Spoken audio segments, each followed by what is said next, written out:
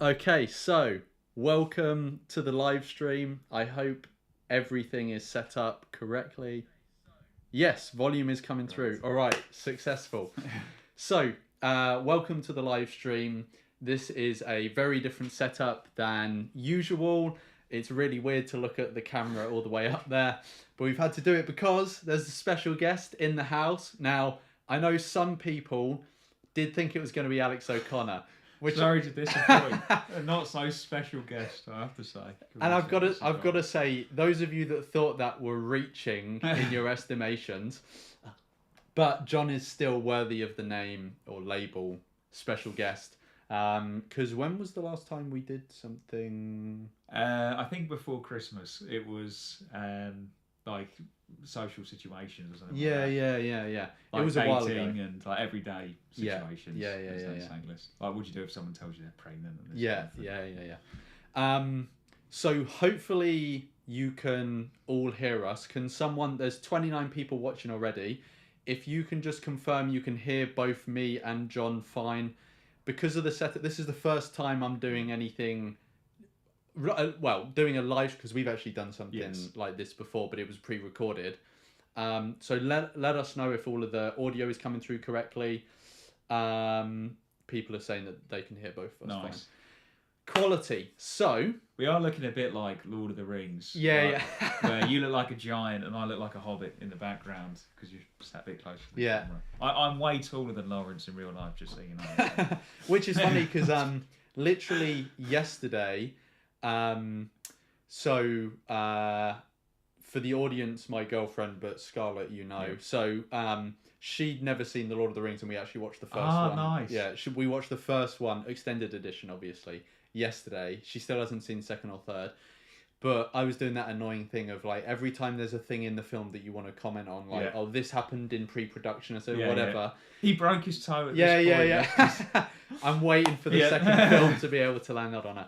But I went into way too much detail on the whole forced perspective thing and how they used it for the hobbits. But so now that's what we're doing. John is actually all the way back there. Yeah. I'm like 2 meters tall. But anyway, welcome everyone.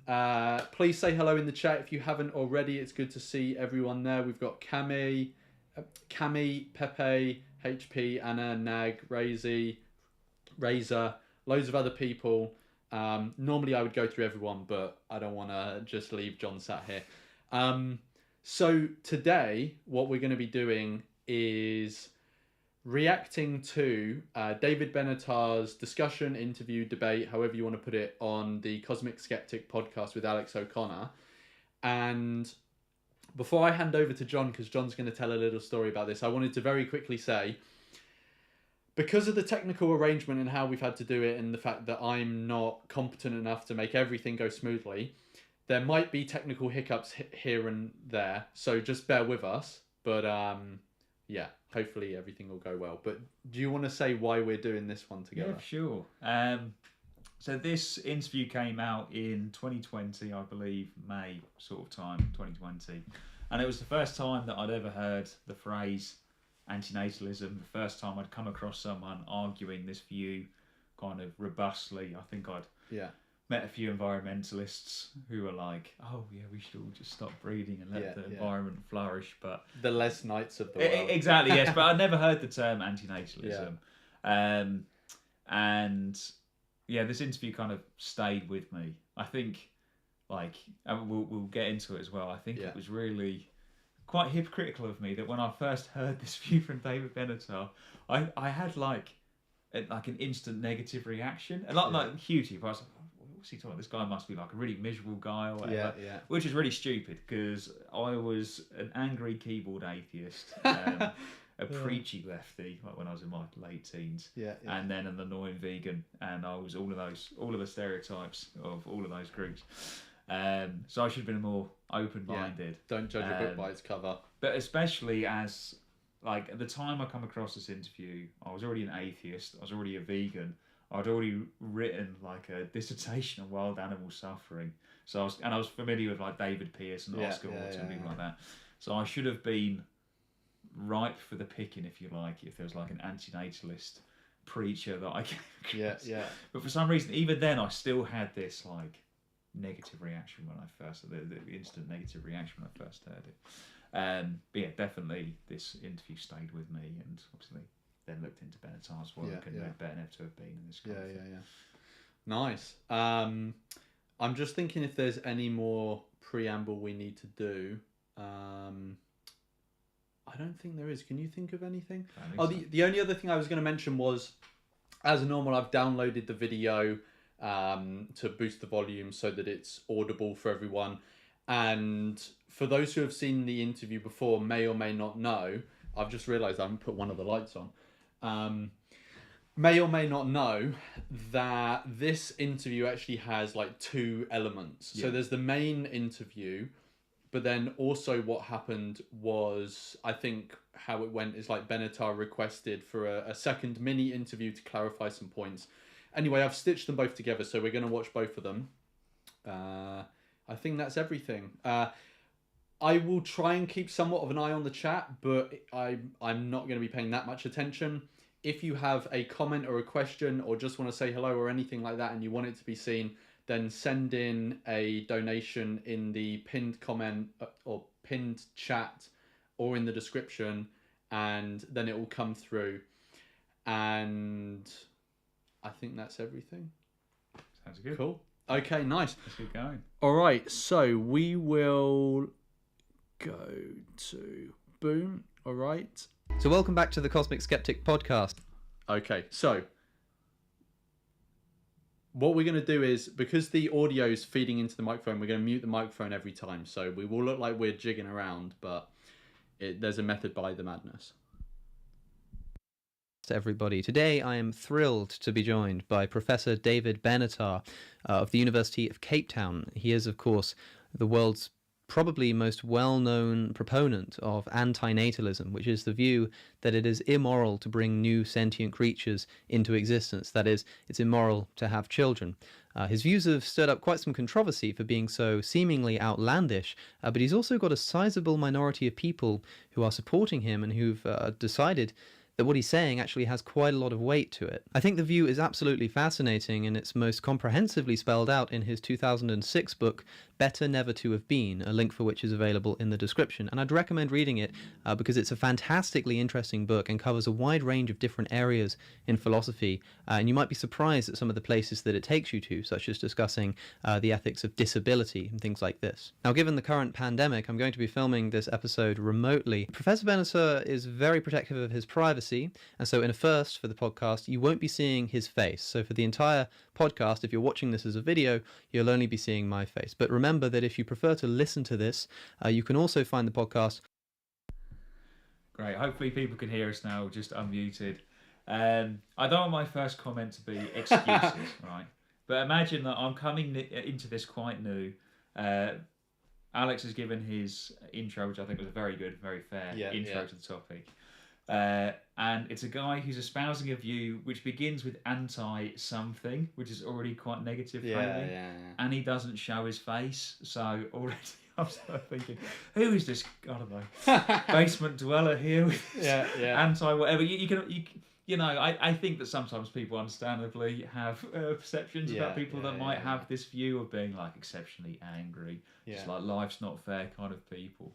And like the anti in it, and then the not showing his face as well. I don't know if I put those together in my mind, which contributed to my unfair and like very kind of like prejudgmental reaction, negative reaction when I first heard his view. I feel like the two biggest prejudgments people make are either that it's coming from a place of depression or like bitterness. Yes. You know, like you have like depression side of thing doesn't really need more explanation, but the bitterness can be like, you know, these people that try and combine or like merge antinatalism and like anti-work. Yes. You know, it's like they're not necessarily depressed, but they're just like, I mean, bitter is maybe a dismissive way of putting it, but I think that's how people who are prejudging would probably see it, is that they're bitter about the fact they've got to do all this stuff, and so it's better not to be born and blah blah blah. Definitely. I had the idea that like from the opening that someone who would espouse this view, they'd be the kind of person who would be a bit of a Scrooge, They wouldn't say Merry Christmas and be like, oh, it's all just capitalist waste of time or whatever. They wouldn't celebrate their own birthday. They've got like a pole up their ass, basically.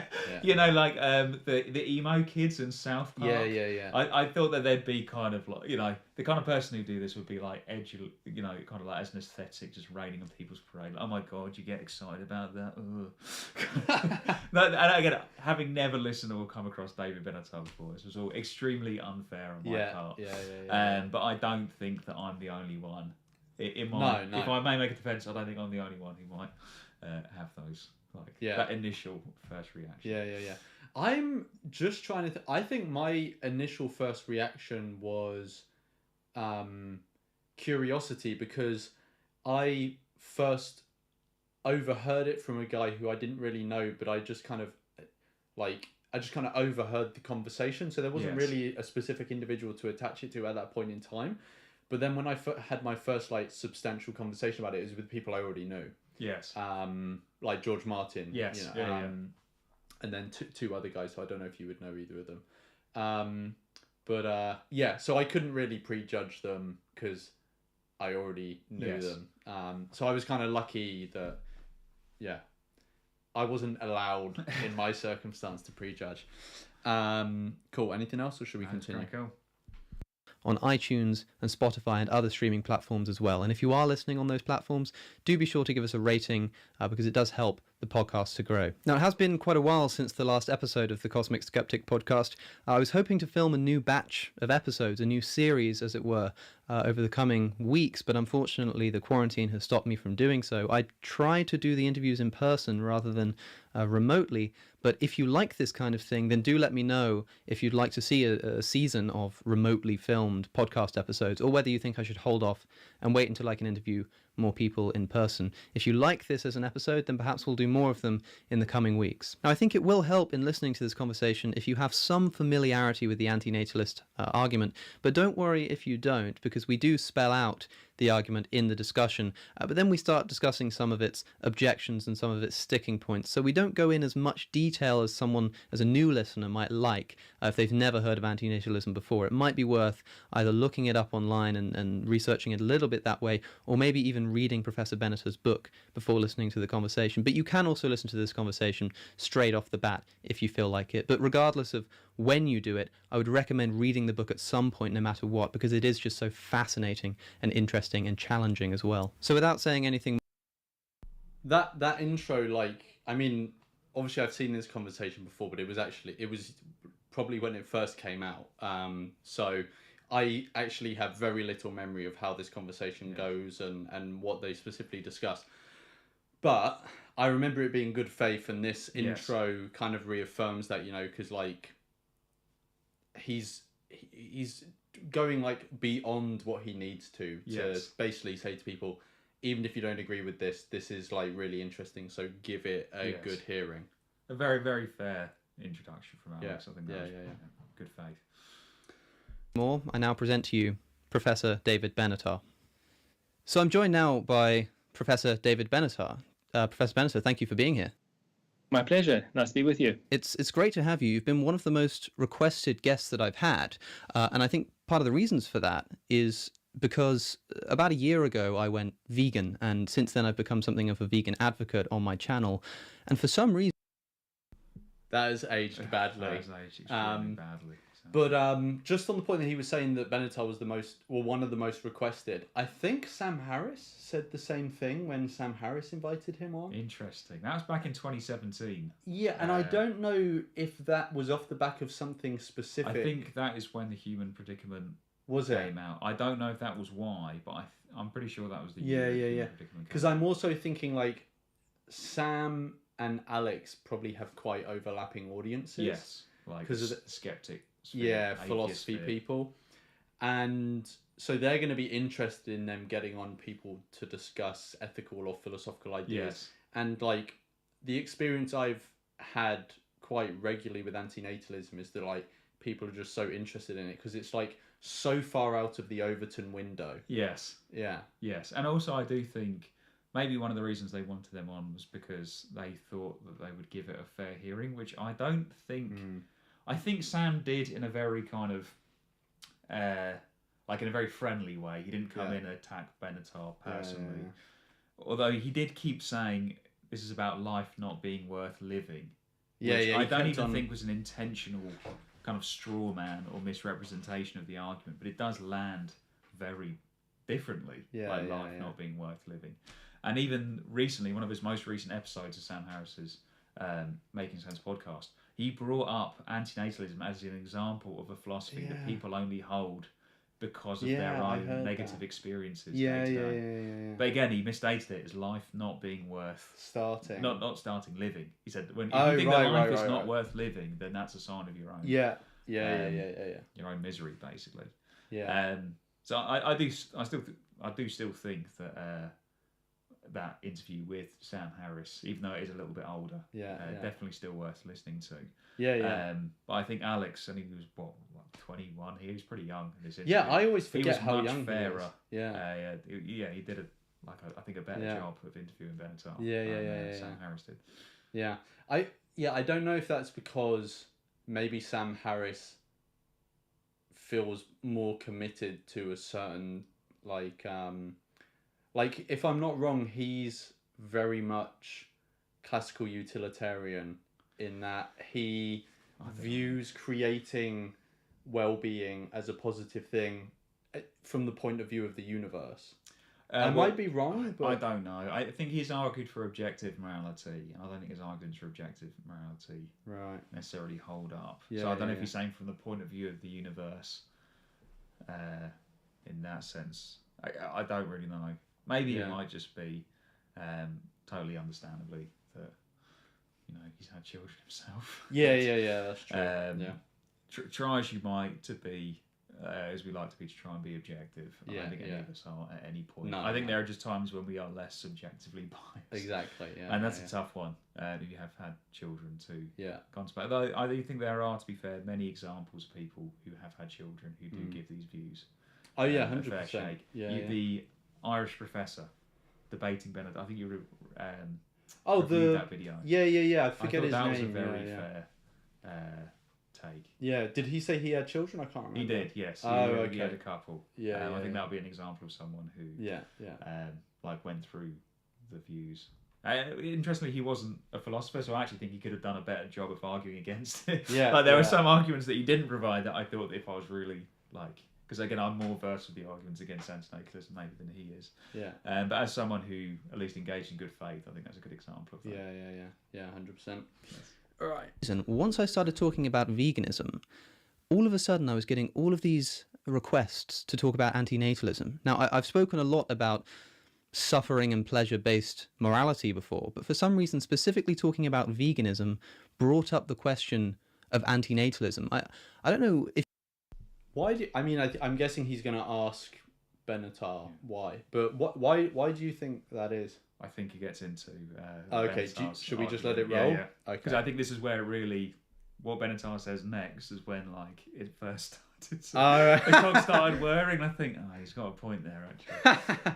Okay, cool. If you have any opinion on why that might be, why the two are seen as connected.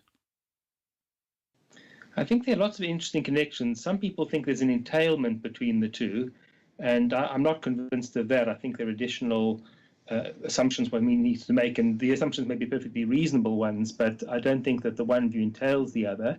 And nonetheless, I do think there are connections. So, just before he goes into that, I think John and I both agree that antinatalism doesn't entail veganism or vice versa. Yes. I've done a video on whether antinatalists should be vegan.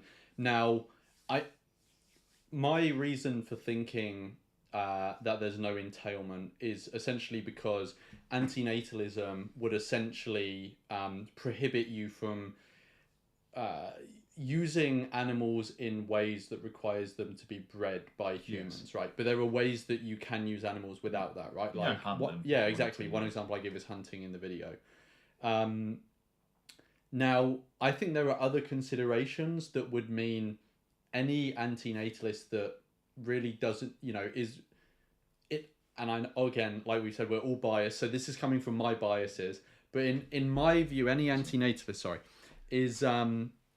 is giving like a really fair hearing to the case for whether they should be vegan, as from being an antinatalist, would probably conclude that they should, just because, one, if you're going to remove all animal products or use of animals that require breeding, you've removed the vast majority already. Yeah.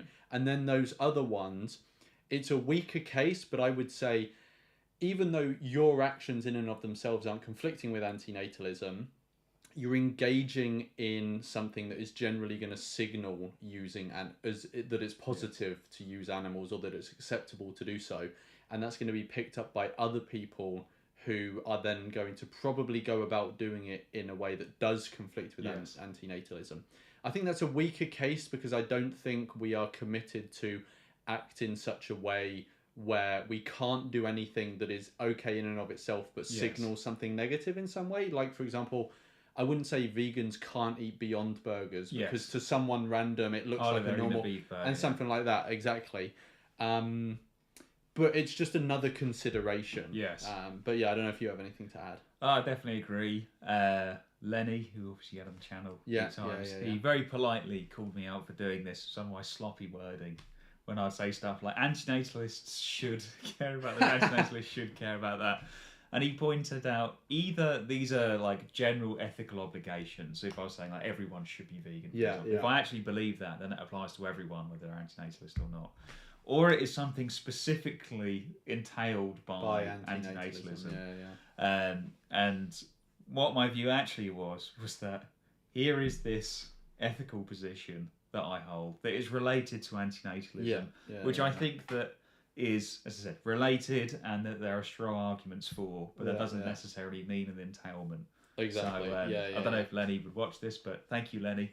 Shout out Lenny for calling me out on my very philosophically sloppy wording. Because I was inappropriately using shoulds and entailments when they weren't necessarily there.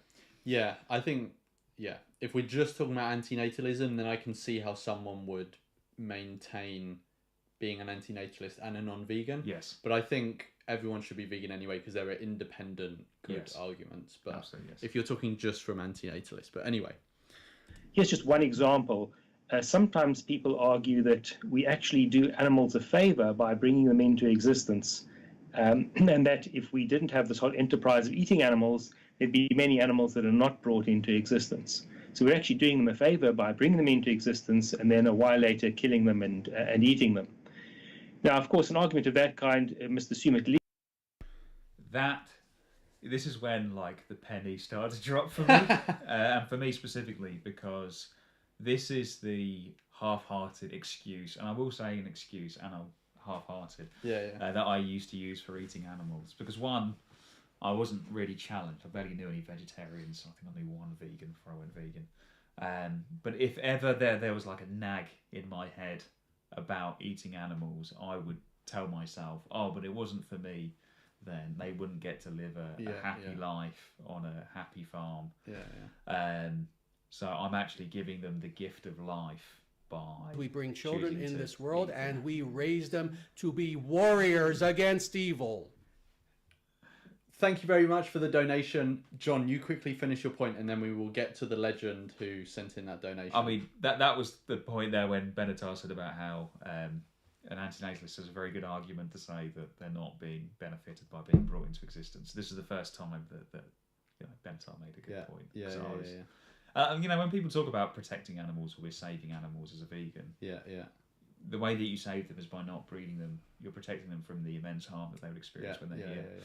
And I think, therefore, while it might not entail it, it doesn't necessarily. There aren't too many steps to get from that to an antinatalist conclusion with respect to all sentience. Yeah, I don't know if he came across this point in the exact same interview, but Mark in Canada, he, I'm pretty sure, came to antinatalism via the same route in that distinction between are we like saving an animal or are we sparing them? Yes. And if you're sparing an animal by not bringing them into existence, then why are you not sparing a human by not bringing them into existence? As I said, I don't think, as we talked about, antinatalism doesn't necessarily entail veganism. I don't think that veganism necessarily entails antinatalism. Related positions and a few.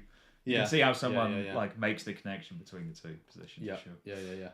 So thank you so much to M is just the name for the 200 yen, I believe, Japanese yen, right? Yes. Yeah, I'm pretty sure it's yen in Japan. Thank you so much. And M says Alex will denounce antinatalism when Michaela Peterson asks. True.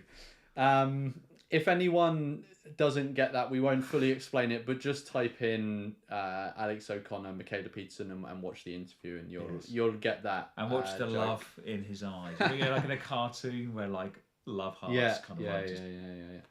That's what he looked like looking at Michaela Peterson. But thank you so much for the donation. Thank you so much for the comment as well. Absolute legend, M. Cool. Did you have anything else to say on? Cool. Least that the quality of the life of the animals is of a reasonable standard, and that's not going to be true of most animals that are brought into existence for eating. But there's nonetheless an interesting argument in the background there, and that is whether we are in fact benefiting animals if they have a reasonable quality of life before they're killed. And an antinatalist, for example, has an excellent argument for why you're not benefiting the animal there by doing that. This is just one of, I think, numerous connections between these ideas. I see. I mean, I would be tempted to argue that if what you're doing is actually minimizing suffering for an animal and producing more pleasure, that by the definition of veganism that philosophical, ethical vegans use about minimizing suffering to animals, that perhaps that would actually be a vegan thing to do. But it's just interesting to think about why the two might be connected, whereas my audience didn't seem to connect antinatalism to just my general talking about pleasure and pain in general. But this is one of the places I wanted to begin. I think interestingly, because Alex, he used to be called Cosmic Skeptic, he came about like towards the end of the atheist scene in YouTube, although I think that the atheist versus religion debates are back in style. And Alex now pretty much talks exclusively about Christianity on his channel. I think that it's interesting that antinatalism didn't come up with respect to religion, because I think that there are very strong arguments from both an atheistic and a theistic perspective for not having children. I certainly, when I kind of concluded that I agreed with the antinatalist position about bringing sentience into existence, like part of that is related to my own atheistic worldview, in that there is no kind of plan, that there isn't some greater meaning behind the suffering that they go through, that there aren't people who live here are not going to go up into heaven like for eternity, in which case it might be, almost certainly would be worth going through whatever suffering so that they can't go to heaven. So that kind of like lack of divine meaning or divine order is kind of related to my antinatalism, in the sense of I would be more motivated to have a child if there was like a greater order, a greater purpose to this universe, rather than all of this ultimately pointless suffering. Then on the other hand, as we've debated, some quite enthusiastic believers of certain religious perspectives, Speaker's Corner, especially if your religion believes in hellfire, then you have an incredibly strong reason not to risk bringing your kid into this world. There's no chance of them burning in a lake of fire for eternity. Even if they might get virgins if they went off to heaven, but that is a separate conversation. But it's interesting, like I said, it didn't come up when he was talking about suffering and pleasure related to ethics in general, and I don't think, I never saw it in the atheist space. In one of his more recent interviews that he's now doing, the Within Reason podcast, I still have this on my watch later, so I haven't watched the interview, but he does an interview with the guy on Gnosticism. Yes. And I think a separate one on the Demiurge. Yes. Now, I know I don't know if this is universal with Gnostics, but at least some Gnostics advocated not reproducing. Yes. It might have come up in that episode, but I just haven't got round to it. I'll try and remember afterwards and send you a link. But if anyone wants to watch that, if you just type in Within Reason or Alex O'Connor and Gnosticism, it should come up. Again, I don't know if antinatalism does come up in that, because I haven't watched it yet, but it might be visited. Yes. Yeah. Cool. if we could, because of course we can jump into the philosophy of antinatalism, but I think a lot of people would be interested to know what your meta-ethical foundation for all of this is, because it seems in Better Never to Have Been that you kind of take for granted almost a utilitarian approach. And I don't know if you see it as a utilitarian approach or as something slightly different. Just very quickly, like, I don't know if Alex goes on to say, but I'd be really interested to hear why he thought it was a specifically utilitarian approach. Yes, because that didn't necessarily come across. Yeah, it didn't come across to reading me, and Benatar specifically says that he's not doing that. But I know a lot of people do see him as not advocating utilitarianism, but arguing from assuming utilitarianism. Yes. And that might be because he uses pain and pleasure as exemplars, and that's common language for utilitarians to use. I think so, and I think I'm in two minds about how Benatar talks about this, where he says he's giving a theory neutral argument. And on the one hand, I do quite like it when people say I'm arguing from this perspective, and I know that Benatar is not. I don't think he's misleading people. There's not like he's smuggling his like in one camp, like the ontology. He's smuggling his meta-ethics in there. And I do think one of the benefits is that a lot of people will bring, again, this is like a rivalry in a very nerdy kind of philosophy space, where people will bring like they say, oh, your team consequentialist, or your team deontology, your team rights, or team whatever. And I think that it does help in terms of like avoiding getting pigeonholed, the fact that he doesn't do that. But you're right, I think a lot of people think because he talks about pleasure and pain and well-being that he's arguing from that perspective. Yeah. Let's see what Benatar has to say. A lot of people have assumed that I'm offering a utilitarian argument, but I don't think I'm doing that. I've attempted to offer, for the most part, a theory-neutral argument for antinatalism. In other words, I don't think it presupposes utilitarian or deontological or virtue theory approach. So I think the arguments are quite independent of any commitment to one or other of those theoretical ethical positions. So you think somebody could still be an antinatalist, become convinced of antinatalism, without having to accept the premise, for instance, that suffering is intrinsically bad? Well, I don't think you have to be utilitarian to think that suffering is intrinsically bad. The way that I'm thinking about it is that some people might see certain forms of suffering as a good thing, intrinsically, if they're of a certain kind. I'm thinking specifically maybe of religious morality. Of course, the utilitarian would say something like suffering is only good insofar as it also procures some kind of pleasure as a side effect or something like that, like the pain of going to the gym for the pleasure of being healthy. But I think that to see suffering on its own as always bad, no matter what, seems to be... So the only, I'm trying to understand this from the religious perspective. So if someone were to, from a religious perspective, view suffering as potentially positive in some circumstances, given that there are only specific circumstances where it would be deemed positive, surely the thing that's most relevant is the thing in that circumstance which has changed the quality of the pain, if you get what I mean. I think it depends on the specific view. Yeah. Correct me if I'm wrong in the chat. I think it is Job, the story of Job being a man who was very... There's a guy in the Bible, it may or may not be Job, I do apologise, any Christians watching. It's in the Old Testament, and he's a guy who's very, very blessed. And then someone says to God, well, he only believes in God because you've given him so many blessings. He's got like a happy family and all that stuff. So God takes it all away from him, puts him through all of these trials and tribulations to test his faith.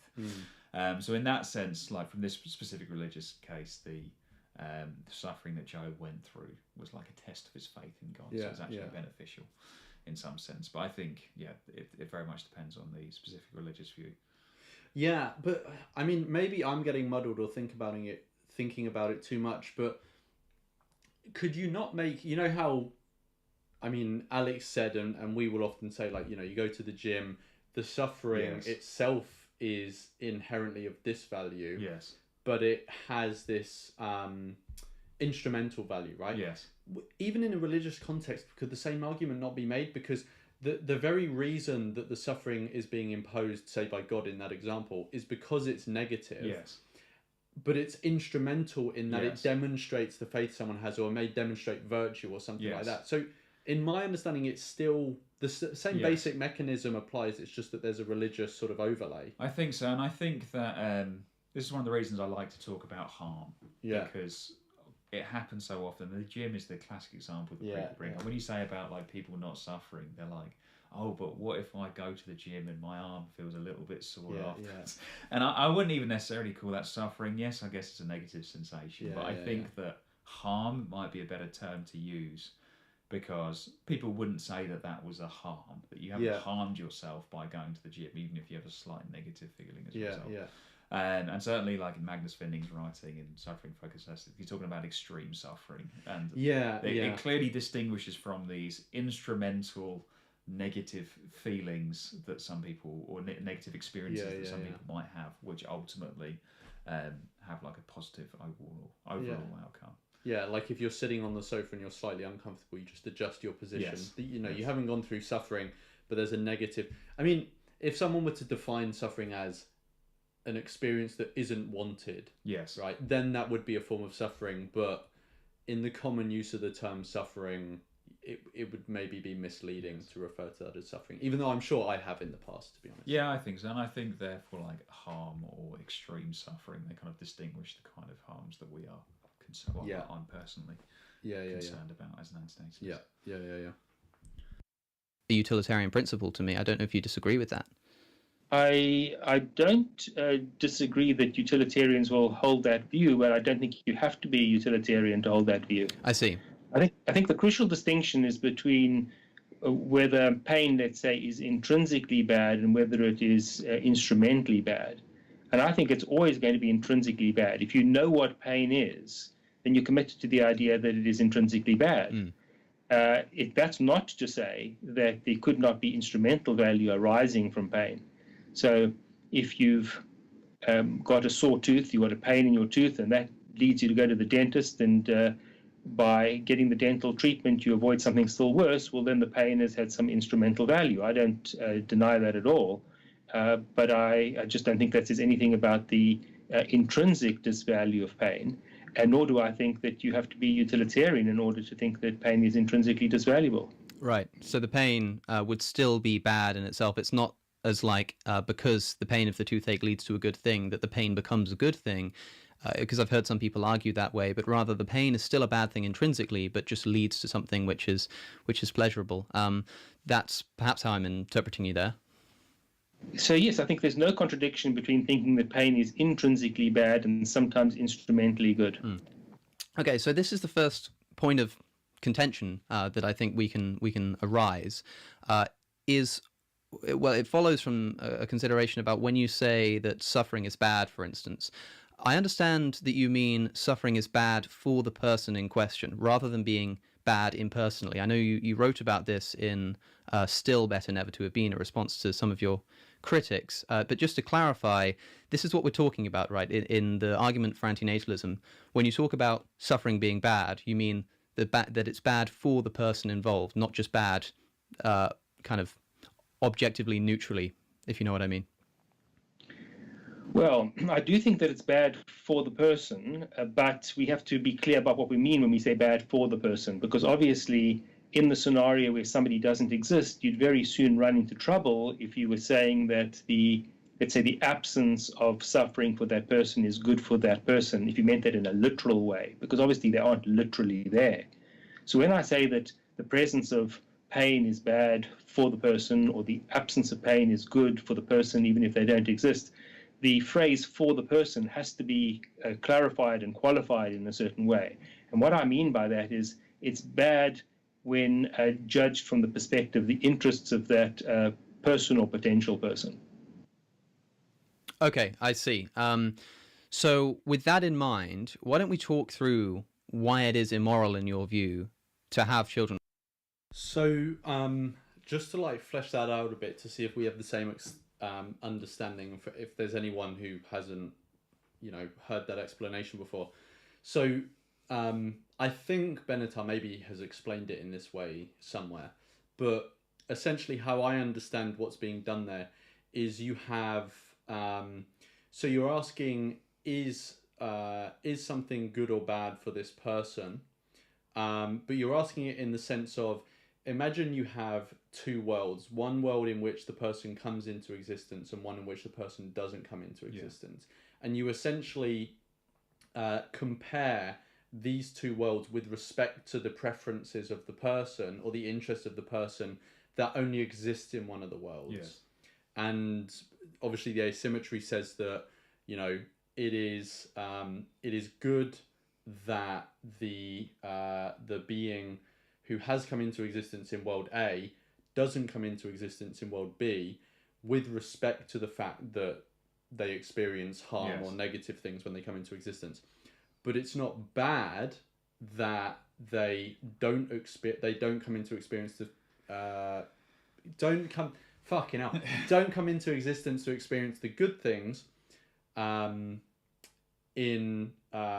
world B with respect to I've fucking lost my wording now, but yeah, you explain what I've just fucked up. Yeah, so I think this took a while for me to get, and in fact, Sam Harris, and it's hard to explain even when he said that this was like smuggling the rabbit into the hat. Oh right, yeah. So what he's saying is that so option A, someone doesn't exist. Option B, they do exist, and in option B, where they do exist, the pain that they experience is bad, and the pleasure that they experience is good. So you could view it as +1 for the pleasure and the -1 for the bad.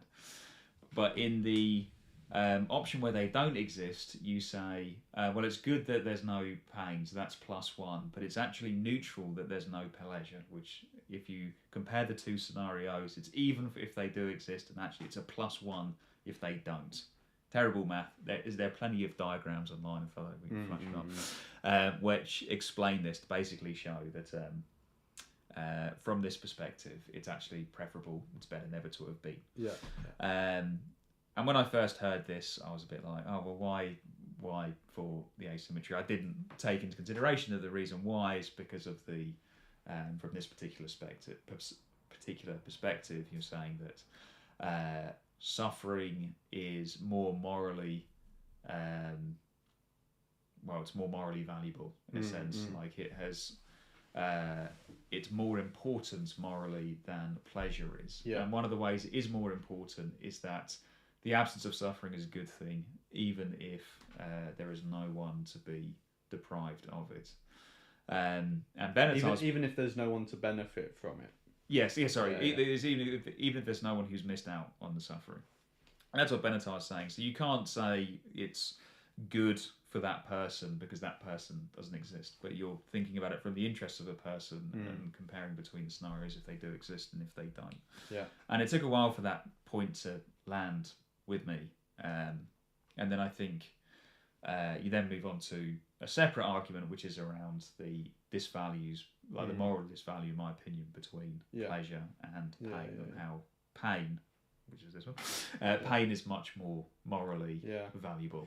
Yeah, and like so valuable sounds positive. It is more morally weighty or important. Exactly. Yes. And one of the ways I understand this, because I'm pretty sure they'll get into this discussion, because some people say, well, why would we value these two things asymmetrically? Why not symmetrically? And you can make that as a logical point, but the whole thing that we're talking about here is axiology, how you value things. Yes. And there are a variety of ways that we value suffering differently to positive things or pleasure, right? So we generally tend to weight it more. Yes. There's no so for example, if you could, we have a duty not to harm, but we don't have a duty to benefit, these sorts of things. Or if we can avoid someone from suffering, then, if we can choose whether to avoid suffering or to bestow benefit, it's more important. Even if you remove duties, it's more important to reduce suffering. Yes. And that's one of the arguments that really got to me, just to say sorry about the disvalue. If you have a completely neutral view of, so if you say that pleasure and well-being are just like opposite sides of the same coin, in the sense of they're both equally valuable. In this example, if you had someone who was, and let's say that one of the ways I like to think about like well-being and pleasure is almost like a thermometer, where like neutral is 0 is neutral, and then 10 is like maximum pleasure, and minus 10 is maximum suffering. If you have a completely, if you think that we should value suffering and pleasure equally, it is more important to take someone from a neutral state to ecstatic pleasure, which is great for them. Like, don't get me wrong, that'd be a great thing to do. That is more important than taking someone who is at a -9, almost unbearable suffering, and alleviating it to a 0. Yeah. Most people say, no, you have an obligation to stop that extreme suffering, rather than to take someone through a neutral state, not suffering at all, take them to extreme happiness. Just out of interest, I was going to ask you, I don't know, sorry if I cut you off, why do you personally value suffering more than pleasure? Because I have to say, when I first came across this, for me, it was just like an intuitive thing. I was like, no, because of scenarios like that, right, where you have to, it's more important to confer well-being than alleviate extreme suffering. The hypothetical that I just gave. But then I did kind of think through it a bit more and discuss it with people. So, I think one reason is that it seems, and I think there's research to back this up, but I don't have it to hand, that our capacity for suffering is much greater than it is for pleasure. So, if I give an example of, if someone gets a power drill and just drills it into the tip of your finger and just goes through your finger like that, right? Now, the vast majority of us aren't even going to be able to imagine how bad that is, right? But we can imagine something resembling how bad that is. But there doesn't seem to be anything that is equivalently, just on a physiological level or an experiential level, there just doesn't seem to be anything equivalent in the positive direction. The cap of where we can get to positively, although some may have a relatively high cap because maybe their physiology is just different from the average person, it seems so implausible to me to say that it could be anywhere near equivalent to the depths of how low we can go. So I think that's one reason, is that our capacity for a negative experience is just so much more than positive. I also think like the maybe I'm going into things slightly separate from the actual question you're asking, but the prevalence, just the actual prevalence of suffering is much more significant. The opportunities for bad things to happen than good things to happen are much more. All of these sorts of things. But in terms of like why suffering itself, even if you remove how prevalent it is and the opportunities for suffering to happen, all this sort of stuff, why is suffering itself more disvaluable than pleasure is valuable?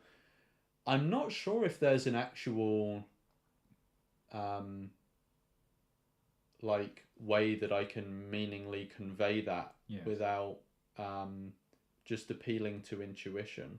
I don't know if you have a way of explaining it. I think that intuition definitely is part of it. So I think like one of the examples you say to someone is, would you take, and I think they get into this video, would you have 5 minutes of the most sublime bliss, so maximum 10 out of 10 pleasure, for just 1 minute of 10 out of 10 suffering? And most people won't. They won't. Would say no. And like the polling data says that it goes up way bigger than that. It's like 1 minute of pleasure, 1 minute of suffering for an hour of pleasure, and most people won't. There's no way. It.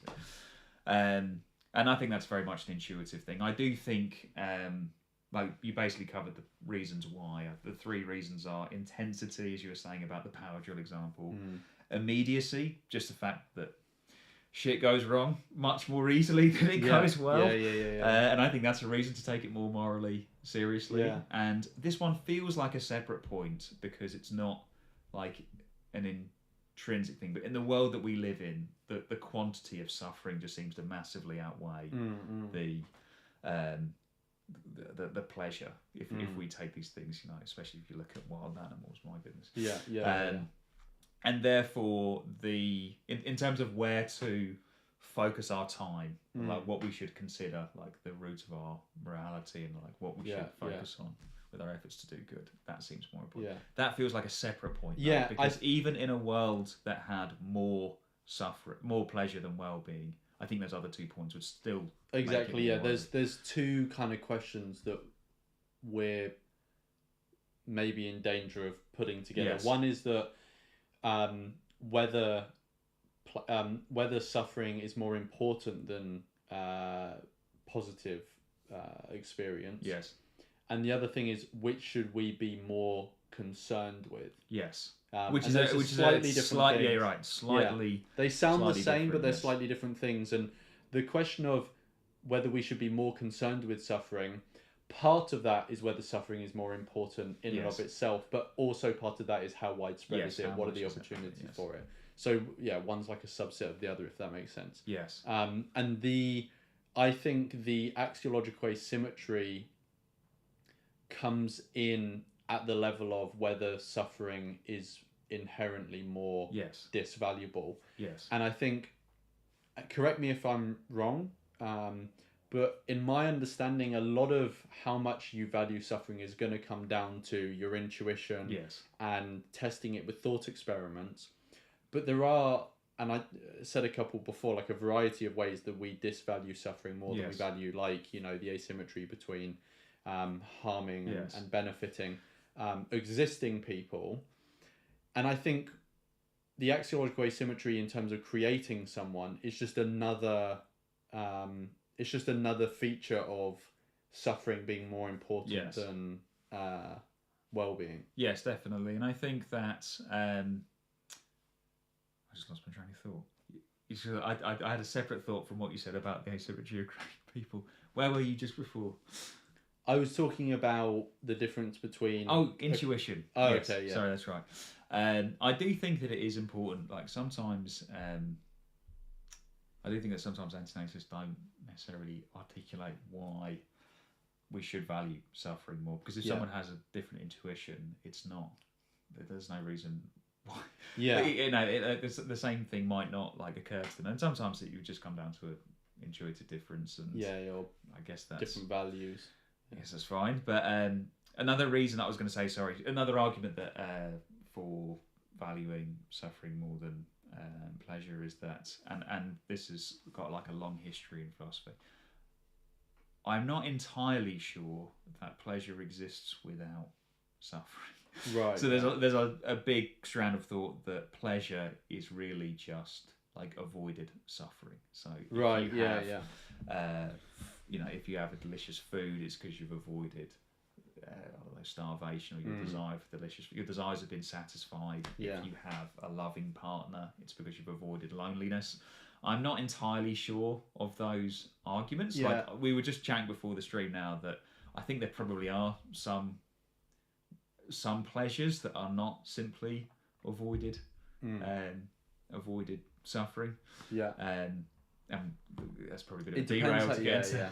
It also depends how you define suffering, because I think it can be true that there are some things that are actually pleasurable. Yes. But I don't think those things can be disconnected from deprivation. Yes. So, I don't know what the best way to explain this is, but if something is pleasurable, that, you know, that's fine. I don't think that's a point against antinatalism or anything like that. Like, I feel like we can recognize there are things that exist that can be accurately described as pleasurable. But the only reason we value those pleasurable things is because we have a desire for them. And if we exist and it's not guaranteed we can get those pleasurable things, then they are going to be preceded by the deprivation of those things, right? And if you see deprivation as a negative, then maybe that's why some people say the existence of a positive like pleasure can only exist if it's coupled with a negative, which would be the absence of that pleasure, if you know what I mean. And I guess that's where anti-frustrationism comes in that, you know, the creation of a fulfilled desire is no better than simply not creating the desire in the first place. Yeah. That's like the seatbelts, or the bicycle helmets yeah. argument is that bicycle helmets are great for people who are already riding a bike, but you don't need to put more people on bikes so that you can give them the bicycle helmet. Yeah, the good to of the benefit bicycle. them with Exactly, the bicycle helmet. Yeah. But that's a separate. Yeah. Sure. All right, that was a long tangent. I can't tangent. actually remember where we left off. Not very far in. We've been going for nearly an hour, and we are about 10 minutes into the Fucking video, hell. which is quite impressive. Or to let's say to bring new sentient creatures into existence, and we'll see if this might, because I wanted to clarify that at the beginning, because I feel like this will help inform the discussion about the nature of suffering and pleasure for beings that do not exist. So perhaps you can help me by just walking through the argument in the kind of most base level way that you can. So I think that there are two questions. The one question is whether coming into existence is good or bad or neutral for the being that's brought into existence. And then there's a separate question whether it's wrong to bring somebody into existence. Now, I'm of the view that it's never in somebody's interests to bring them into existence. That's never a benefit to them. It's always, given the way the world is, going to be a net harm, because there's nothing to be gained by being brought into existence. And the argument for that. This is something that bothers me, actually, in discussions and arguments potentially with other antinatalists, is that, and I don't know if this gets to like a difference in worldviews. I do have like a consequentialist worldview, but what Benatar just said there about how, given the way that the world is, it's never going to benefit someone to bring them into existence. I think what that gets to, at least in my perspective, and in the perspective of someone like David Pearce, for example, is that you could invent a world where at least it wouldn't be a harm to create something. Yeah, just be neutral. Exactly. So I wouldn't be an antinatalist in that world. And I think that is something that it's not something that antinatalists need to necessarily tie themselves in knots over, because we're a long way away from that world. Yeah, it's like it's not a genuine danger, because one, let's be honest, we are probably never going to get to that world, and if we do, we don't know. But but even if we do get to that world, well, then we've got to that world, and there is no like. Yes. The only thing I would say is that I think in practice, I think in terms of like values and argumentation, I would no longer be an antinatalist. Yes. But in practice, I think I still would, because utopias can always go backwards. Yeah. You know, I wouldn't necessarily trust that I was in the utopia. But yeah, that's the. But antinatalists don't need to. Again, I sometimes wonder if it's almost like I'm team antinatalist. It is never, under any circumstances, conceivable, like moral to have a child. Never, ever, ever. And I was thinking, you don't need to say that. Yeah, especially to make the argument in the world that we live in. Like you just don't need. The bar's very low. Exactly. Like you just don't need to say that there's no conceivable experience, conceivable scenario where it might be ethical to bring a being into existence. You just don't need to argue that, like, at all. Yeah, my I've got a question which I think would be interesting to explore, but I think it would take us off on a massive tangent, and I know we're already behind. So maybe I will try and remember what that is, and I think we can do another thing about it. Maybe, or I think we just dive into it now and we just accept that there'll have to be a part 2 and maybe even another part. What do you reckon? We maybe could, ask the people in the chat, like, would you like us to go on this tangent, or do we just? Okay, cool. All right, I will put a poll. Can I create polls from the phone? I don't know. I'm gonna have to use my laptop to create the poll, which will be a bit difficult. So let's just park it for now. Yeah, let's park it for now and just crack on. Yeah. That is this axiological asymmetry that I've noted between pain and pleasure, or harmony, and the presence or the absence of those. So what I maintain is that the presence of pain is bad, the presence of pleasure is good, the absence of pain is good, but the absence of pleasure is not bad unless there is somebody who is thereby deprived. And the implication of that is that bringing somebody into existence is never going to be in their interest. It's never going to be to their advantage. But there's a separate question about whether we do something wrong in bringing them into existence.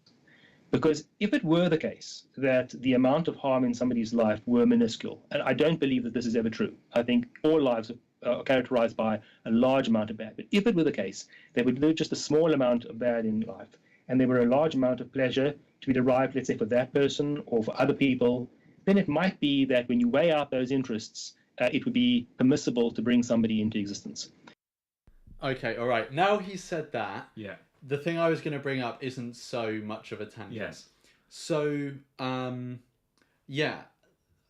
The thing that I was going to bring up was I've seen some people say that, you know, antinatalism is a categorical view in that you should be against all reproduction, right? Not just all reproduction in the world we currently live in, but in any scenario. any type of reproduction. And if you're not, then you're just a conditional natalist, and you shouldn't be using the term antinatalist to describe yourself. I'm thinking of maybe doing like a video around this, but like my general view is that just strikes me as being too ideological. And completely unnecessary. Yeah, so I don't think anyone would say that David Benatar isn't an antinatalist, but even he openly admits that in some conceivable circumstances, it may be permissible to create someone. And I think just... Oh, sorry. I was about to go for the... No, I was just going to say, and I don't think that takes away from antinatalism, because, like, when we're having conversation about antinatalism, yes, you can go off into the philosophy, but we should always try and ground it in the reality that the current world we live in, like Benatar says, existence is always, for all intents and purposes, a serious harm. And so it produces the antinatalist conclusion. And in reality. In reality. We live in, The final thing I would say is, like, we would not... If someone considers themselves and identifies themselves as someone who is pro-human rights, right? I do not think we would hold it against them and say they can no longer consider themselves pro-human rights if they're faced with a situation where someone has a very minor rights infraction on them, but it spares so many others, or it creates some overwhelming amount of good. That's not a precedent that I generally like in practice, and I don't think we should encourage. But if one comes up and someone says, okay, well, I have this strong principle, but I can also recognize that in all circumstances, you know, if someone's like anti-murder, but someone, you know, it's conceivable to me that I'm going to drop a bomb on Uganda unless you kill this person. I don't think that makes the person not anti-murder if they concede in that case. And I feel like it's the same in antinatalism. Absolutely. You know, it's like... and it doesn't even make it good. So there's something that Benatar said there which is really important, where he said it was permissible. It might be permissible to create someone, as in allowable. And it doesn't even necessarily mean that it was a good thing to do. It might be the lesser of two evils. So if I use your human rights example, and someone was like, it's always wrong to torture. It is always wrong to torture. And I said, okay, what if you have to torture this person for 5 seconds and it avoids the Holocaust, however many, 12 million people dying, or however many it was, and you just torture them for 5 seconds? You don't even have to say that torturing would therefore be a good thing to do. You could just say it's permissible. It's the least bad. So torturing this person might be minus 100 in the wrongness scale, where 0 is neutral, everything positive is a good act. Like the torture is minus 100 on the wrongness scale, but the Holocaust is minus 1 billion.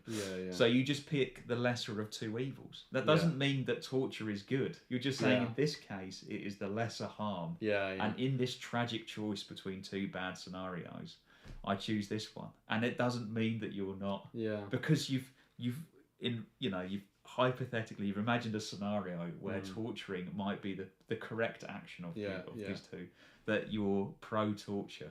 And I think that antinatalists tie themselves in knots over this. They're like, oh, you're not a real antinatalist because you can imagine a scenario where procreation would be the lesser of two evils, or the correct choice compared to an even more wrong, worse wrong. And I think it's important to recognise that, like, these are hypothetical cases.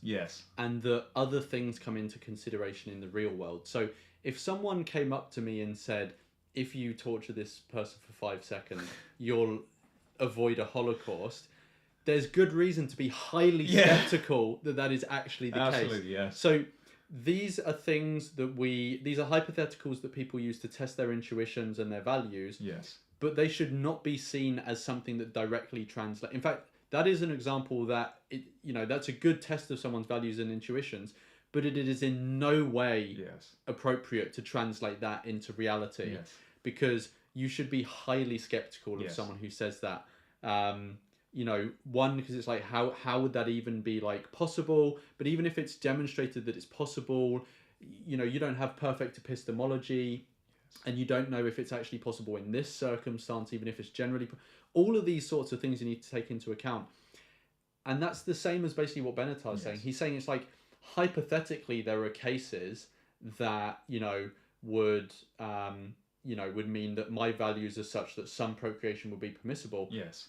But that doesn't transfer into reality, because the world we live in makes those things void. We're talking about values, and those don't necessarily translate into reality. And I just don't think there are certain people I've heard speak that don't seem to appreciate that, and say that if there's any recognition that procreation may be permissible in any circumstance, then you're no longer team antinatalist. Then you're no longer, and it's just like, okay, whatever, It's really dark, because I'm an antinatalist because I'm concerned about the harms of bringing sentient beings into existence. So if you remove those harms, I stop being an antinatalist. It dissolves, And I just think worry about how this comes across to people, that it looks like that we're petty, or maybe we hate children, or we're like, ooh, births. You know what I mean? Like, because at that point, if you remove the harms, then why are you against it? Just for aesthetic reasons? Just because you found your tribe and your team antinatalist?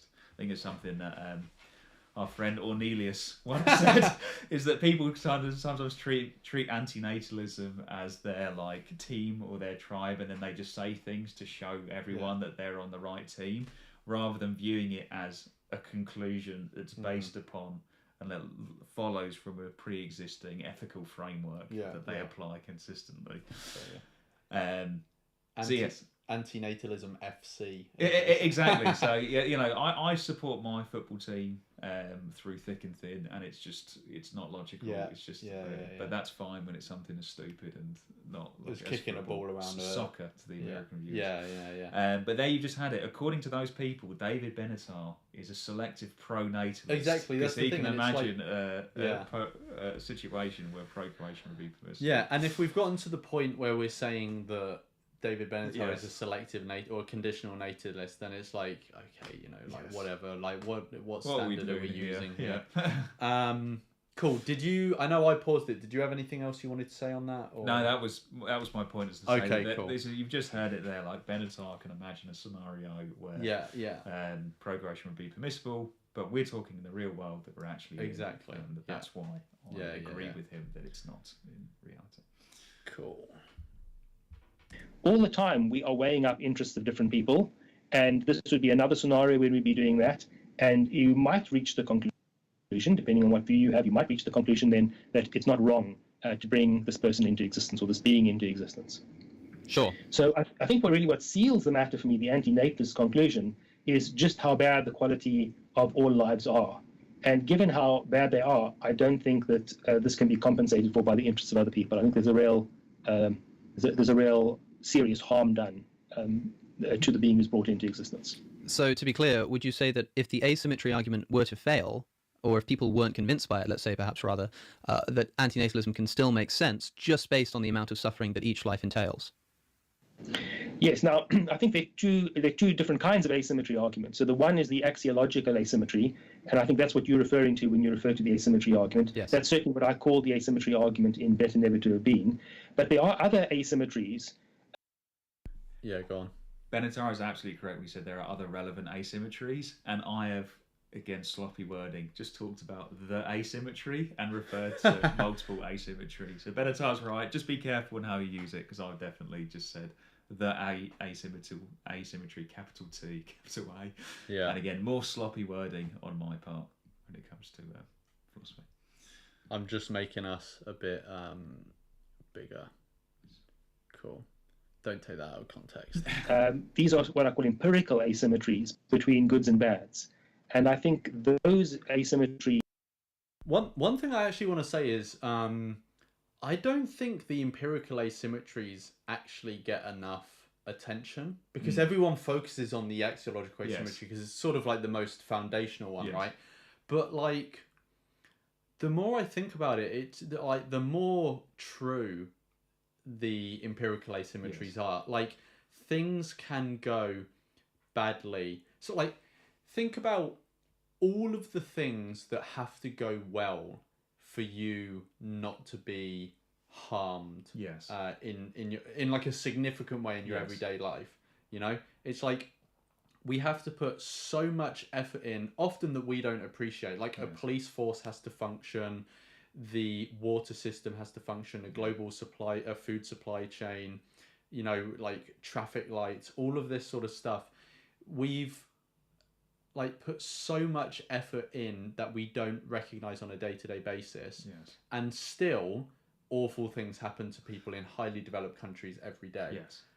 Even with all this planning of like the greatest minds coming together to try and solve these problems, and it's just like tripping over can, you know, something that simple, you know, and there's no real equivalent way where you have to put in minimal effort and things can go radically well for you.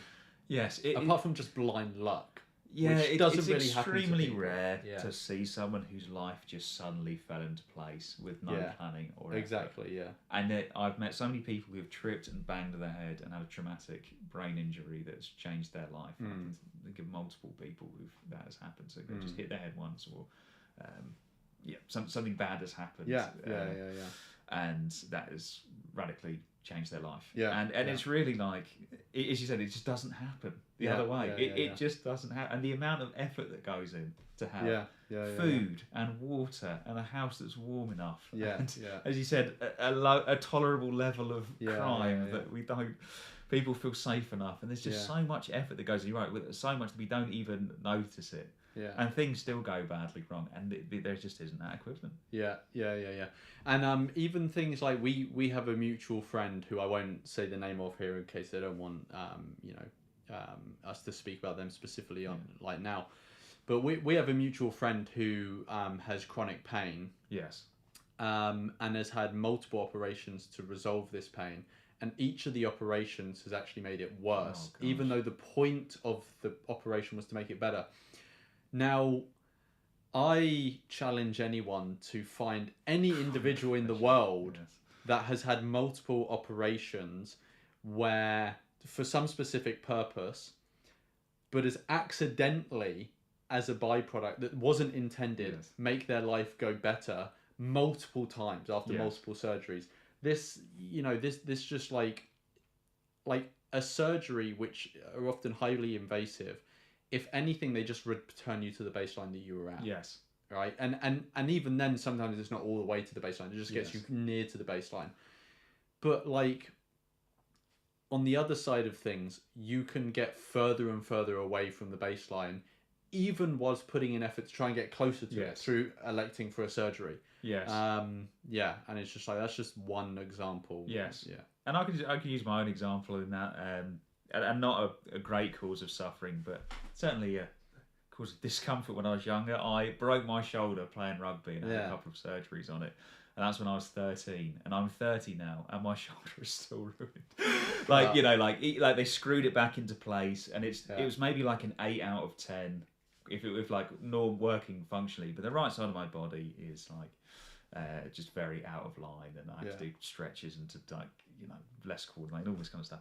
And again, I would consider that quite a minor. Like, I can still go about my day-to-day life, and that was with 2 surgeries to try and make it go back to normal. Like quite a lot of effort that went in to something. I mean, there are many. Don't get me wrong, it did bloody hurt, but there are many worse things that can happen in your life than breaking your shoulder. Although it's obviously got quite a bad one. Or a power drill. A power drill through the finger. I definitely take the broken shoulder compared to the power drill through the finger. And you know, and just think about like the discomforts that have for the last 17 years that have followed, and the amount of effort that went in, especially at the beginning, to just get something functional. And that's for something fairly minor compared to, which is a broken shoulder, compared to like, you know, cancer diagnosis Yeah, or chronic pain, and yeah. it just takes so much effort for things to repair things, as you said, to get things back to even like a tolerable place. There just isn't that equivalent. There's so many asymmetries. Like that broken shoulder, it would have happened like that. Oh yeah, instantly. And yet years and years later, you still haven't got my school debut. So embarrassing. I was so proud to get into the school rugby team. 30 seconds in, snapped my shoulder. Fuck me. So it was unfortunate. So I think the empirical asymmetries are underrated. Underrated. He's explaining in part why there's just so much bad in lives, and I think that those empirical asymmetries play an important role in telling us just how bad it is to be brought into existence. Yes. Now, do you think that a lot of this rests on nothing more than intuition? The reason I ask that is because with some of the examples that you give of different kinds of asymmetry, and I recognize this is the important sticking point for antinatalism, as far as I understand, is that in some way, at least sometimes, suffering counts for more than pleasure in some way, shape or form. Maybe you've got a contention with the way I've stated that, but you might give an example. I've heard you give the example, for instance, of Mars and how it's not a bad thing that there's no pleasure on Mars because there's nobody up there on Mars, and we don't think that it's a bad thing that there isn't any pleasure up there, and yet we do think it's a good thing that there's no suffering. To me, that seems maybe intuitively true. At least the first time I heard it, it seemed intuitively true. However, my problem was that thinking about it more clearly, I realized that maybe that is nothing more than just me thinking about it from my perspective and realizing that actually for the Martians that don't exist, it's neither good nor bad, their state of non-existence. Well, I mean, there are serious questions here about what role intuitions play in ethics and in philosophy more generally. I don't think that we can entirely detach ourselves from our raw judgments, from the intuitions that we make. Obviously, we've got to subject those judgments to critical scrutiny, but they are data points in our evaluation of views. I mean, let's imagine that I propose. That is a really important point by David Benatar, and that is that when people say, oh, it's just intuition or it just comes down to intuition, intuitions are really important, and they're often at the base of a lot of people's moral views, including mine. As he says there, you can scrutinize them and bring in data to try and test those intuitions. But I think that often intuitions are kind of neglected or overlooked, often by people who don't investigate their own intuitions about how they kind of within this conversation. It reminds me when people say stuff like it's just semantics. It's like semantics are really important. And saying it's just semantics or it's just intuition, I think overlooks the importance of intuition and often leads to you not critically examining, which, as we all should do, critically examining with different data points our own. Yeah, but I also think there are other, and some of these things may come down also to intuition, but there are also other like important things to consider, in that if someone hears the axiological asymmetry just explained to them and it doesn't accord with their intuitions, there are other ways that you can test whether they should accept the axiological asymmetry, and one of those is what conclusions does it produce? So what if you were to reject the axiological asymmetry, you'd have to accept some other axiology, and though the consequences or the resulting views from accepting that axiology may be worse, in your mind, you may look at the conclusions of that can be drawn from that axiology and think, actually, those really don't make sense, and then the axiological asymmetry may look more attractive. Another thing is, if there are widely recognized and persistent problems in the field that's relevant here, so in here it's ethics or population ethics, maybe more specifically, and there are persistent problems that are widely recognized, like repugnant conclusion or non-identity problem or other things like this, even if your intuitions don't accord with the axiology that's being presented, if that axiology provides some relatively plausible solution to these problems, that also counts in favour of us accepting it, in my eyes, even though those aren't necessarily relevant to your intuition. So I think you can go beyond intuition, but intuition is also very important. And often you're comparing, a bit like we were saying, where you're comparing to unethical positions Yeah. with like the torture example, like the lesser of two evils. I think that often happens with intuition. It happened with me in antinatalism. Like, it sounded very unintuitive to me, the thought that my parents had harmed me by creating me, because I've had a pretty good life. But then when I was exploring some of the arguments against antinatalism, I was like, hang on a minute, this argument would entail that my parents actually harmed my 50, maybe not 50, well, my daddy probably could, but on my, the 20 siblings that I didn't have. And I was like, well, that seems... That's even weirder. Ridiculous. Yeah. And that's what I mean by looking at the conclusions of the other side. It might be even more batshit. Exactly. And you get to things like the repugnant conclusion and the very repugnant conclusion, which is an even worse argument, the idea that you could outweigh extreme suffering with a large amount of the most nominal pleasures. So yes, I think that's what happened with me, is I was trading off unintuitive conclusions and figured that the antinatalist one was the least unintuitive and had the best arguments for it. Yeah, agreed. Okay, nice. Founded a view that was, let's say, something opposite to utilitarianism. We might call it sufferism. And with the view that we ought to produce the greatest amount of misery possible, greatest amount of death and misery possible. And let's imagine somebody wanting to refute this view said, but look, this contradicts all our intuitions. And I said, well, what do intuitions mean? They don't mean anything. I've got this theoretical view that we ought to produce the greatest amount of misery possible, and I'm not interested in your intuitions. Well, that would be a terrible argument on my part. It's not that we need to treat our intuitions as decisive, but they're certainly important data points. And if somebody comes up with some theoretical view that contradicts all of our intuitions, including the ones that we've got most reason to hang on to, well, then I think there's something wrong with that theoretical position. So would you take issue with antinatalists who would perhaps put forward a similar response when somebody says, but I have a really strong intuition about children, about childbearing. I have a really strong intuition that it's a good thing to have children, and that might be a result of my evolutionary heritage. I might recognize that perhaps it's philosophically unjustified in some ways, but I could just say that it's undoubtable that some people have this really strong intuition that having children is not just permissible, but a positively good thing to do. And if you come along and present this theory of antinatalism, do you see a kind of reflection of what you just said in this kind of line of thought? Somebody saying... No, not at all. Not at all, because I've just made the claim that we can't dismiss intuitions per se, or entirely. What I'm saying is we need to subject intuitions to critical scrutiny, and sometimes we need to weigh up different intuitions and see what we need to give up on this theoretical account and what we need to give up on that theoretical account. We want to establish some sort of reflective equilibrium. We need to establish some conclusion that's well reasoned through. So I'm open to evaluating intuitions. If somebody's got a good reason why I should reject an intuition, then I'm open to considering that. All I'm arguing is that we shouldn't just reject all intuitions out of hand immediately. I see. Okay, well, so let's talk about it then. Let's get to the grid of this. You say that for someone who doesn't exist, the fact that they are not experiencing pleasure is not a bad thing because they're not being deprived of anything, and yet the fact that they're not suffering is a good thing. A lot of people would want to ask, how can you say that, given that earlier we clarified that when you say something is good or bad, what you really mean is good or bad for the person. For a person who doesn't exist, this seems to make sense in the case of pleasure, what you're saying, to say that, well, it doesn't make sense to say that this person is deprived of pleasure because there's no one to be deprived. But how then can you say that somebody's being deprived of suffering in a good way? Well, I mean, obviously you want to try to avoid misunderstanding about what it means good for somebody. This is the point that I was making earlier. So I'm obviously not claiming that there is somebody there who has no pain.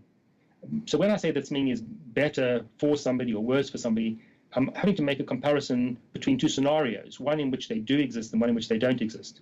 The first thing to realize here is that this is a very unusual kind of scenario. Most children times in this world, and we raise them to be warriors against evil.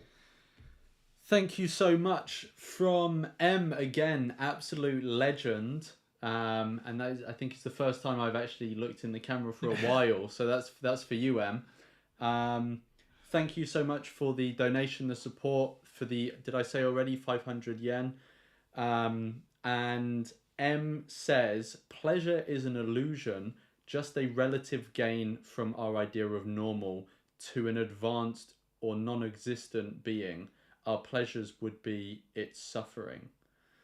So Pleasure is an illusion, just a relative gain from our idea of normal, which I kind of understand. Yes, I get that point for sure. Yeah. I don't know about the next one. To an advanced or non-existent being, I think advanced is maybe getting like it's a sort of spiritual term. I don't know. But to a non-existent being, our pleasures would be its suffering. I don't quite understand that bit. Maybe it's getting at what I was saying before in terms of a non-existent being, like an existent being has no advantages over non-existence, but the pleasures come associated with a deprivation. Maybe that is what M is getting at. I think maybe I understood the part from the first sentence to be saying that potentially pleasure is just like doesn't really exist. Yeah, it's like Which it's is a what I was very getting at. convincing illusion, like the self or free Yes. will. Some people say time as well. Yes. Which I think that there are good arguments for that. I'm not entirely sure one way or another. I think that there might be some genuine pleasures, and maybe actually we could really recall. Like I was trying to think of what a genuine pleasure was, and this came from our discussion earlier about Magnus Finding's fantastic book. You Suffering-Focused keep talking, Ethics. I'll get it. Suffering Focused Ethics, Defense and Implications, available on audiobook on Spotify if you prefer to listen rather than read a physical copy. But it's a fantastic, really, really fantastic book. And he gets into some of the arguments to say that that there are no pleasures, or no pleasures absent of suffering, that the pleasures themselves are really just us alleviating or avoiding suffering, which I was getting at with the meal example, where like a delicious meal is really just our something that it's our satisfying a craving, or something that we would have been deprived of if we hadn't had that delicious meal. And I was thinking that maybe, and this, admittedly, this thought is not one that I've tested hugely, and I'm sure people have written about it in a much more sophisticated way, so I'd like to hear people's comments on this. But if you could have a good that you wouldn't have been deprived of, or wouldn't be suffering without, then maybe, like if you didn't have it, then that would be like a pure good, or a pure benefit, or pure pleasure. And I think this gets into a quite a specific idea of pleasure, where it's like, always go back to the thermometer. 10, minus 10, 0 is neutral. Yeah. So it would be something like the example I could think of was like a surprise birthday party. Yeah. So I understand that if you have relations, like positive relationships, family, friends, romantic partners, etc., that you could say that those relations are merely they're fulfilling a desire for companionship that you would suffer if you didn't have fulfilled. So I could see that point. So I was thinking of if it was like a surprise birthday party, that if you didn't have it, you wouldn't feel any more lonely without. It wouldn't affect your relationship with your loved ones if they didn't throw you this birthday party. It's just like an added bonus, a purely added bonus. Yeah. And if it never happened, you never would have been. You'd been none the wiser. You never thought you missed out on it. Yeah. Would that be an example, like a good that you're not plausibly, well, maybe I don't want to be begging the question here, but a good like that. So when you say good in that instance, do you mean is in something of benefit? Yes, a pure benefit. So I think it depends on what the scope of the question is. So I think if you're talking within the scope of someone who already exists within that context, then someone already exists. Yeah, I think there can be many things that with are positive pure relationships that would not be harmed if there wasn't this. But I don't think that would be considered a benefit of coming into existence. Oh no, absolutely. Because I think there's a difference between something being a benefit and something being pleasurable. Yes.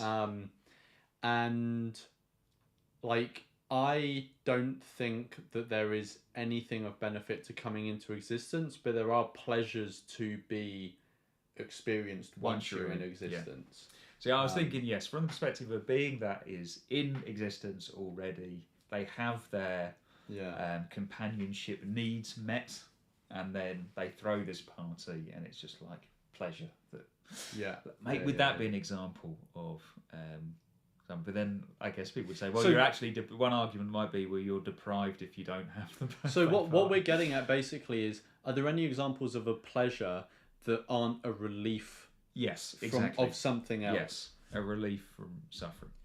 Or And- the suffering that you would have experienced if you didn't have it. Yeah, I mean, I was saying, because John and I spoke about this before coming on stream, and I don't know how to articulate it, and I was explaining this before, Yeah. but like, I can kind of say, if you use the example of like eating a cake, Yeah. so like there are, in my mind, I can see two elements to that experience. One is the relief aspect in terms of you're satiating yourself. You Yes. are moving away from hunger. Yeah. You know, you're avoiding a negative sensation.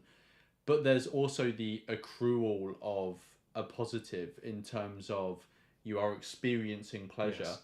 Now, where it becomes complicated to me is that experience of pleasure is itself a relief from a deprivation, which is the absence of pleasure in the first place, because we desire pleasure. That's But true. you don't necessarily experience the absence of that pleasure as a negative in and of Yes. itself. Yes. Yeah, I was Um, saying in this example, let's say that you had an 8 out of 10 happy cake, like 8 out of 10 delicious cake, and you're eating it, you're perfectly happy with this 8 out of 10 delicious cake. And then someone comes and puts, I don't know, chocolate sauce over it, which makes it Yeah. a 10 out of 10 Yeah, delicious. yeah. Were you deprived without the chocolate sauce in that example? And I think, well, intuitively, I'm like, no, because you were happy enough with this 8 out of 10. Yeah. You weren't sat there thinking, oh, I really wish it would be even Yeah, tastier. yeah. But then you just get this additional added benefit that you weren't deprived from. Yeah. But then on Yeah, one yeah, view, yeah. you could say, well, you were deprived because you could have had this additional 2 out of 10 I think because like deliciousness for added me, on top. maybe I'd need to like explore this more. But I think there's a difference between something being a deprivation conceptually and something being experienced as a deprivation. Yes, that's true. That's true. So, you know, for example, the pleasure of eating the cake, I was in a state of deprivation in that I'm not experiencing the maximum amount of pleasure Yes. that I could. Yes. But like in your example, if you're experiencing some level of pleasure, but not an order of magnitude Yes. higher level of pleasure, you're suffering a deprivation, but you're not experiencing a deprivation, if that makes sense. And I think you that's know? really important when it comes to like people talking about good lives. If people like living, a lot of people like being alive. Yeah. No one feels bad about the fact that they don't live to 150 because they're not expecting to live to 150. But if you like living to 80, 90, however old people will be, then you are deprived by the fact of not living to 150 from their own perspective. Yeah. So it's not experienced as a deprivation. Yeah. They're not like, oh, it's so sad that I'm not living to 150. But it's still would be a deprivation in that case, according to their own beliefs. Yeah, no, but that's a good point, because what I was saying was there's a difference between a conceptual deprivation and an experience deprivation. Yes. And maybe one of the things that determines that difference is expectation. Yes. Yes. So, for example, you have the cake with no chocolate sauce on. You are conceptually deprived of the chocolate sauce, but experientially you're not deprived in any meaningful way. So maybe but if you were expecting the chocolate sauce, then that conceptual deprivation would become experienced. Yes. Yeah, You're right, annoyed because your flatmate or someone has had all the chocolate sauce. And you're like, I was looking forward to putting that on my cake later, and the greedy bastard has had it all. So, then you feel that it's a deprivation. You experience a deprivation in that. But I'm also thinking, like, who could go off on a fucking tangent like this, philosophizing about chocolate sauce? You've come to that part of YouTube if you didn't already know. This was your fault. I do think, therefore, that does actually lend itself to the belief that there are no pure pleasures that aren't like without the deprivation. Yeah, I conceptually I can understand why there would be no true pleasures, but I think I don't know. I need to read the passage about it in Magnus's book again and think about it more. Yeah. But interested to hear people's comments. Yeah. We'll start watching again, and if you pay attention to that, I'll have a flick through the When we're thinking about whether something harms somebody or benefits somebody, they exist in both of the scenarios. So that's the situation which we're used to thinking about matters. Now we're faced with an unusual scenario where the person doesn't exist in both options, in both alternatives. So one thing we can do is we can adopt a kind of Procrustean view and assume that our usual concepts must apply unwaveringly. Sorry, I forgot to mute the mic as well, so people might have got feedback there. So just looking at the chat, so M actually left a message saying our state of neutral or comfortable is set by our biology. If our baseline were by default more pleasurable, that would seem normal. Yes. So I can understand that. I don't think it's just set by our biology. I think it's also somewhat cultural as well. Yeah, what our expectations are of. Yeah, exactly, because culture determines expectations as well. I do worry actually with when people talk about like crisis of mental health among young people, etc. I think that, and certain economic strife that a lot of people worries on the horizon. I think that I think there are good reasons to be worried about some economic strife, but because culturally people are expecting a higher standard of living, like the standard of living that they're likely to get would likely have been luxury 150 years ago. If you were living in Victorian England and worried of dying of cholera and not having clean water, then you're thinking. But if your expectations of a high standard of living are like, I don't know, I don't want to trivialise it, but going on vacations or whatever it might be, being able to afford the finer things in life, and you're not going to get that, then you feel deprived in a way that someone 150 years ago who had no expectation then. Yeah, I think it is set by culture and our surroundings as well as biology. And obviously biology influences culture and expectations as well. Like with the age example where it influences our expectations. Yeah, no, agreed. The only other thing that's in the chat that's relevant is the Antinatalism says that's why they're an anti-frustrationist. Yes, less aggravation, the better, basically. Yeah, absolutely. Cool. Let's go back on. In this unusual kind of case, all that we can do is we can recognize that there's something unusual about this case and recognize that our usual concepts might need to be adapted somewhat in order to cater for it. And I believe that second way is the wiser way to attend to this problem. A Procrustean view and assume that our usual concepts must apply unwaveringly in this unusual kind of case. All that we can do is we can recognize that there's something unusual about this case and recognize that our usual concepts might need to be adapted somewhat. Yeah, I think that's a really important point that David Benatar says. I think that in many ways, when it comes to creating sentient beings, it is a very unusual case. Yeah. Because every other time that we're talking about our moral intuitions, we're typically talking about beings who already exist. I'll give an example with the consent argument. Can you impose harm without consent? And in many cases, with people who already exist, they will say no. And then some people would then extrapolate that to giving birth, for procreating, where you are bringing someone into the world who will experience harm without their consent. And I think Rivka Weinberg talks about this as an unusual behaviour, and whether or not procreating is something that parents can consent for on behalf of their children in the way that they consent on behalf of their children to be vaccinated or to even eat food. They feed their children without asking for feed babies without asking for their consent. Vegetables, exactly this kind of thing. Yeah. So I do think it is important to recognise that this is a strange case, both for antinatalists and for non-antinatalists.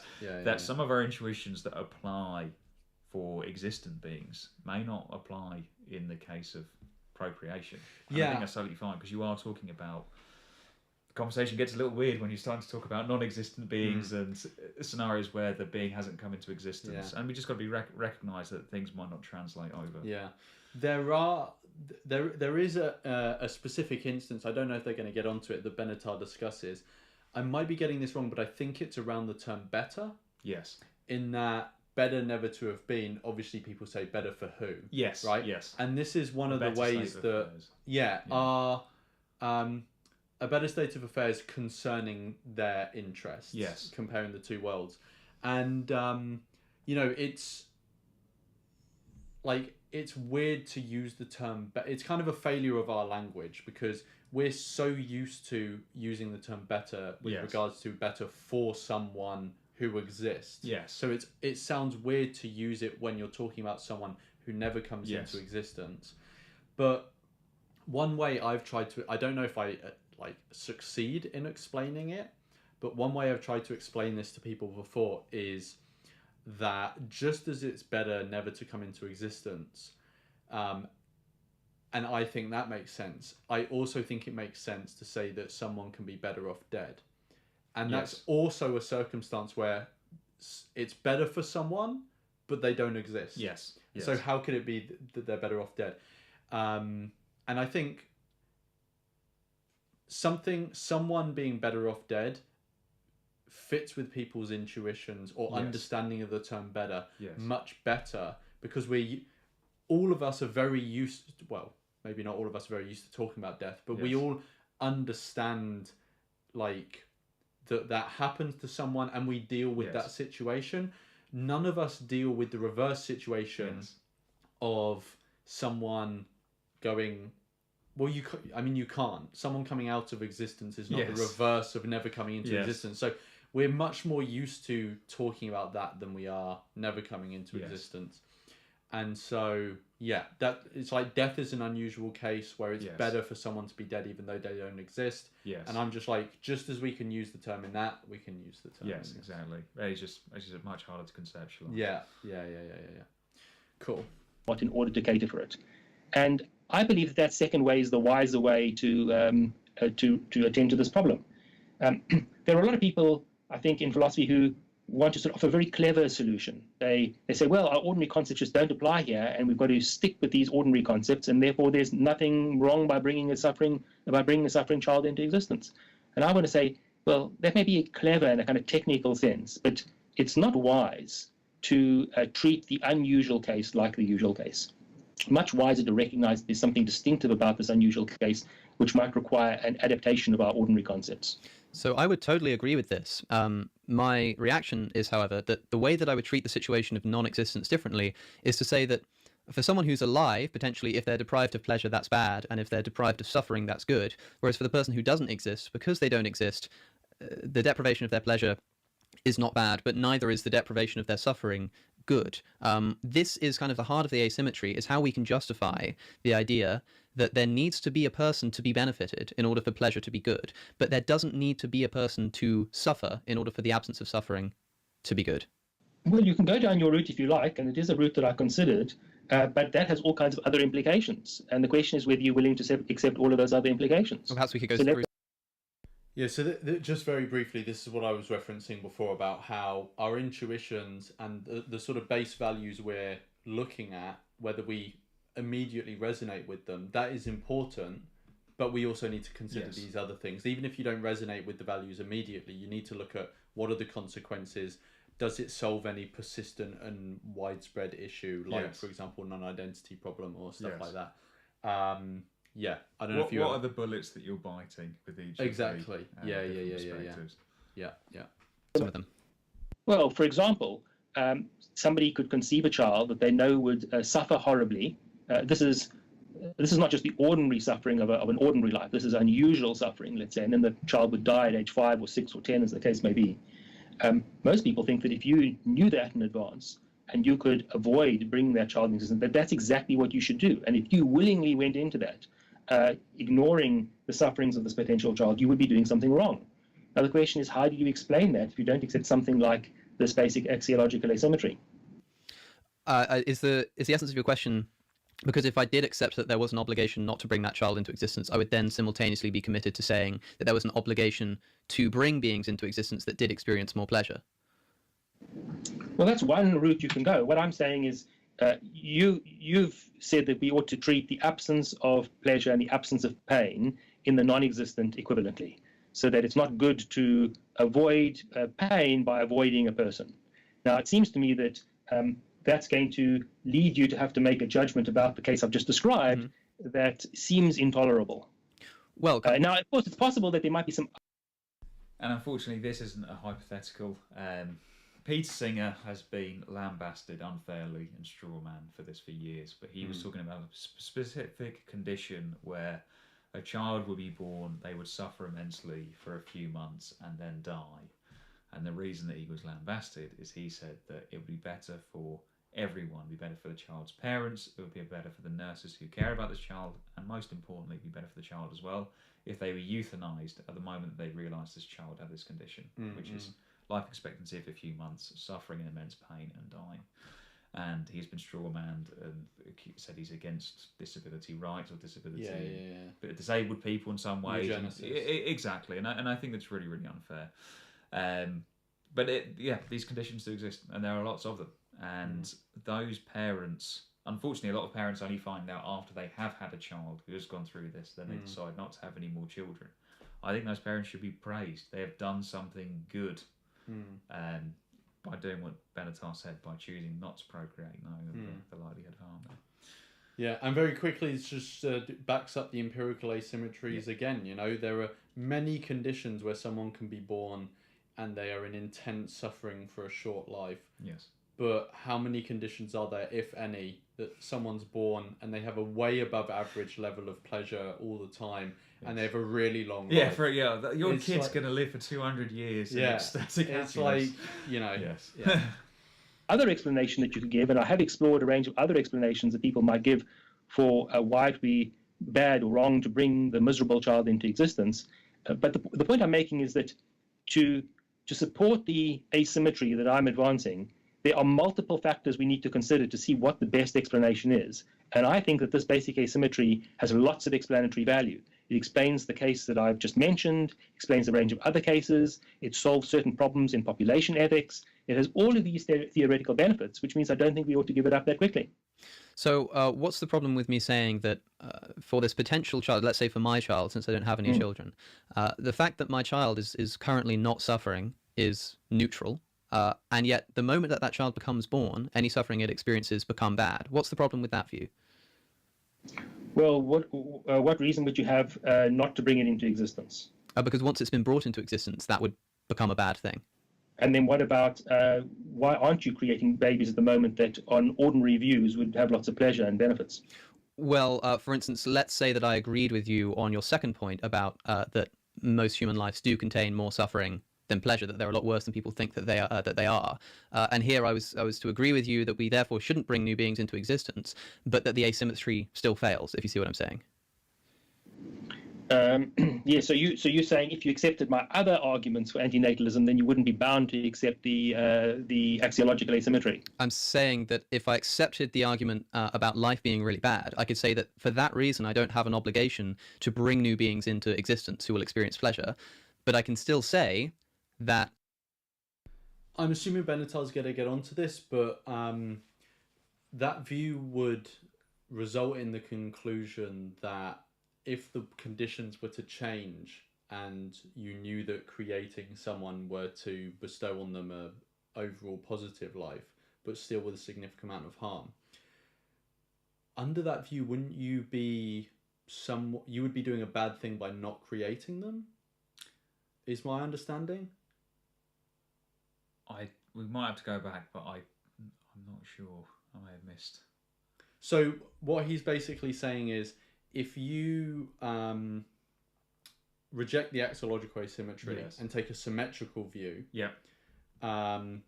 then but you can maintain the position that it would be wrong to create a life that is, you know, very, very bad, because you want to avoid imposing harm once the being is created. Yes.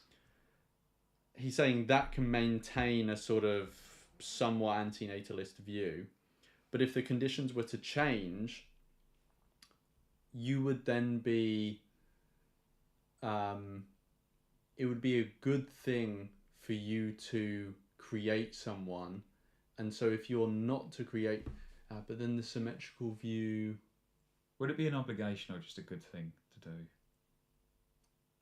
to create those beings? I would need to think about it when I'm not right on the spot and like draw it out. Let's see where the conversation goes. Yes. Just to say, what I said, unless I've missed something, if you do have the symmetrical view and you believe that by ordinary views your kid's going to have a pretty good life if you create them and you reject the axiological asymmetry, I'm not sure that you would necessarily have an obligation to create those beings, but you could say that it'd be better to create them than not. Now, again, that has all kinds of unintuitive conclusions, but I don't think necessarily it would have an obligation. And I think this is something that I have fallen into in the past when I'm trying to counter against arguments to antinatalism. And people say, you think you have an obligation not to create beings. I was like, well, you think we have an obligation to create.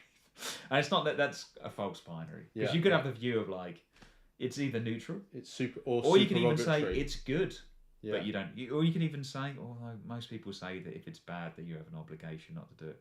Another asymmetry there is that most people say that there are, and I don't know about most people. A lot of people will say that if something is bad, you have an obligation not to do it. But they don't necessarily say if something is good, you have an obligation to do it. So I don't know if Alex's view is true here. And Benatar says to him, why aren't you creating other beings? It doesn't necessarily mean that he has an obligation to create them. It just might mean that it's a good thing to do. Yeah. Earlier, that the suffering for my child is neutral. Yeah, go on. Lawrence is constantly, I'm jumping.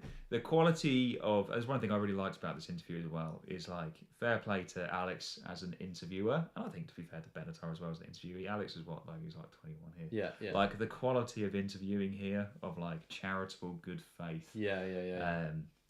Pushback is super high. So it's bringing someone on with a controversial view, hearing them out in full, but also giving well thought through and charitable challenge, which I think just makes for an excellent interview. He's not fawning over Benatar like some people do in the antinatalist space, understandably maybe, but I think a really high quality level of discourse.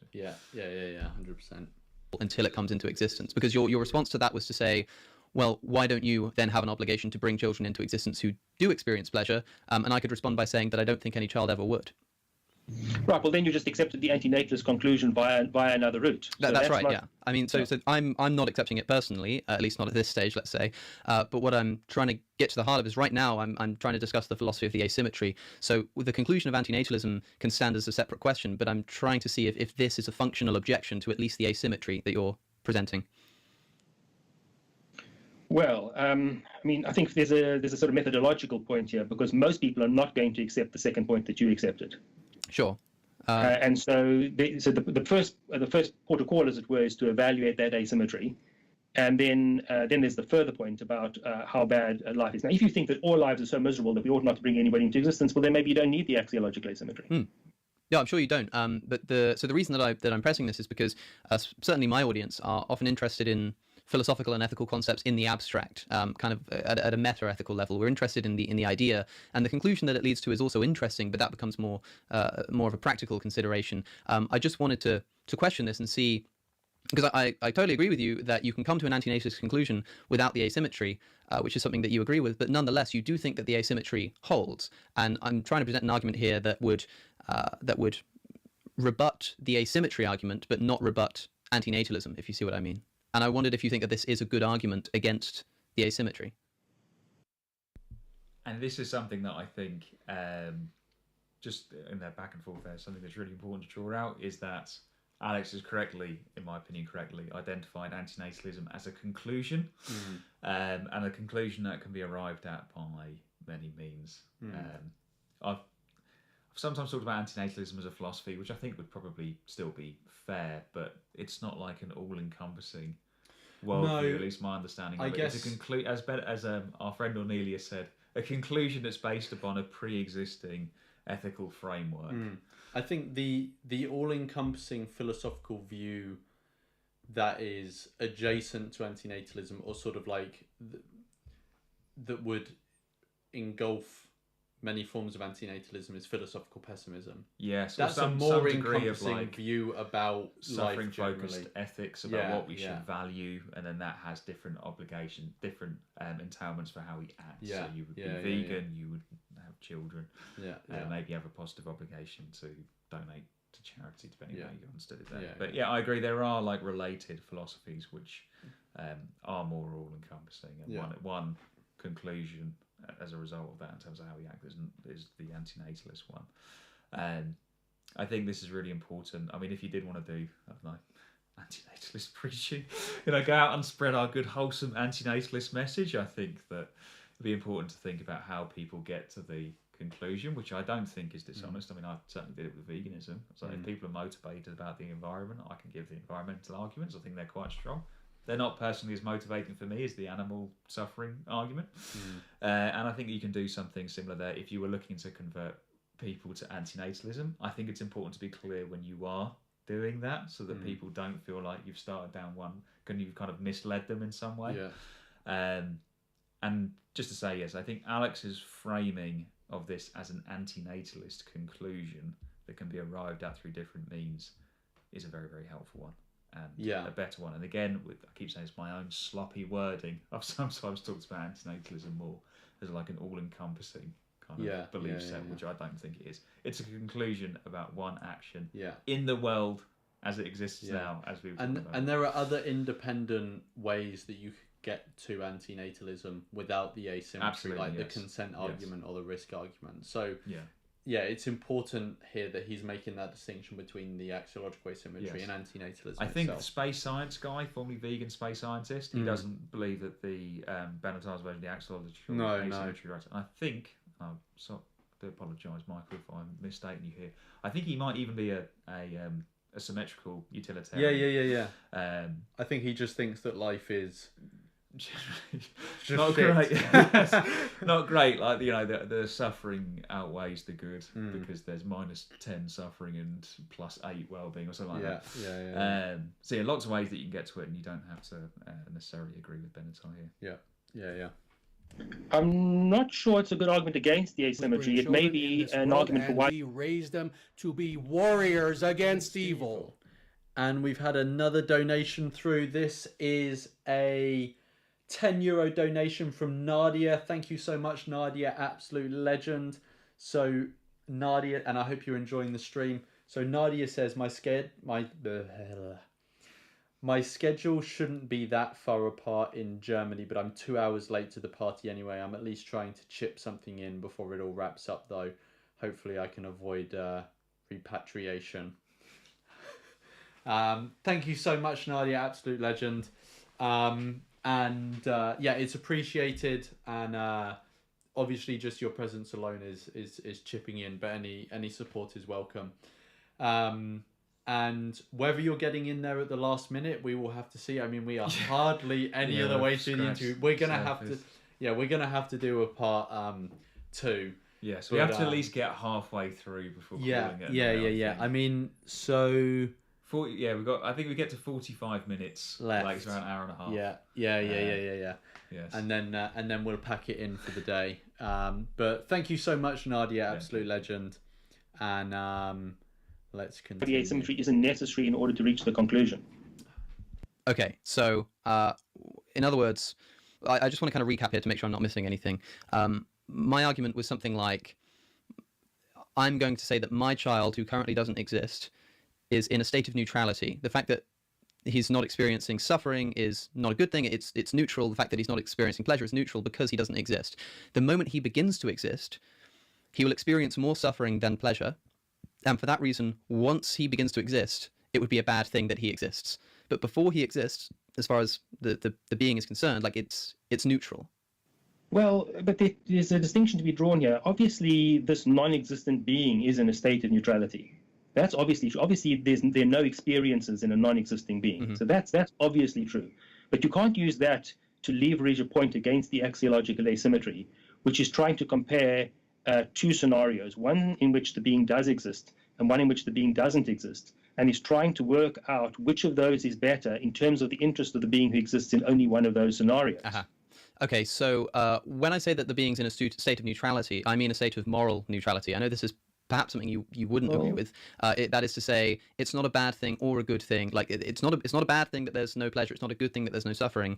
It's a state of moral neutrality. What I would then say is that if you compare the existence of this child versus the non-existence of this child, the two scenarios, that is, the scenario in which it exists, I've granted that it will experience more suffering, and yet the state before it exists is neutral, and therefore existing is still worse than non-existing when you compare the two scenarios, because you've got excess suffering versus neutrality. What I'm denying is the ability to say of the being that doesn't exist that the fact that it's not suffering is good, is a positively good thing. I feel at the moment, in my considerations, the furthest I can go is to say that it's in a state of neutrality, and potentially everyone who is alive is in a state of net suffering, and therefore it's not worth bringing them into existence. But not because the lack of suffering for someone who doesn't exist is good, but rather because the lack of suffering for someone who doesn't exist is neutral compared to the suffering of existence.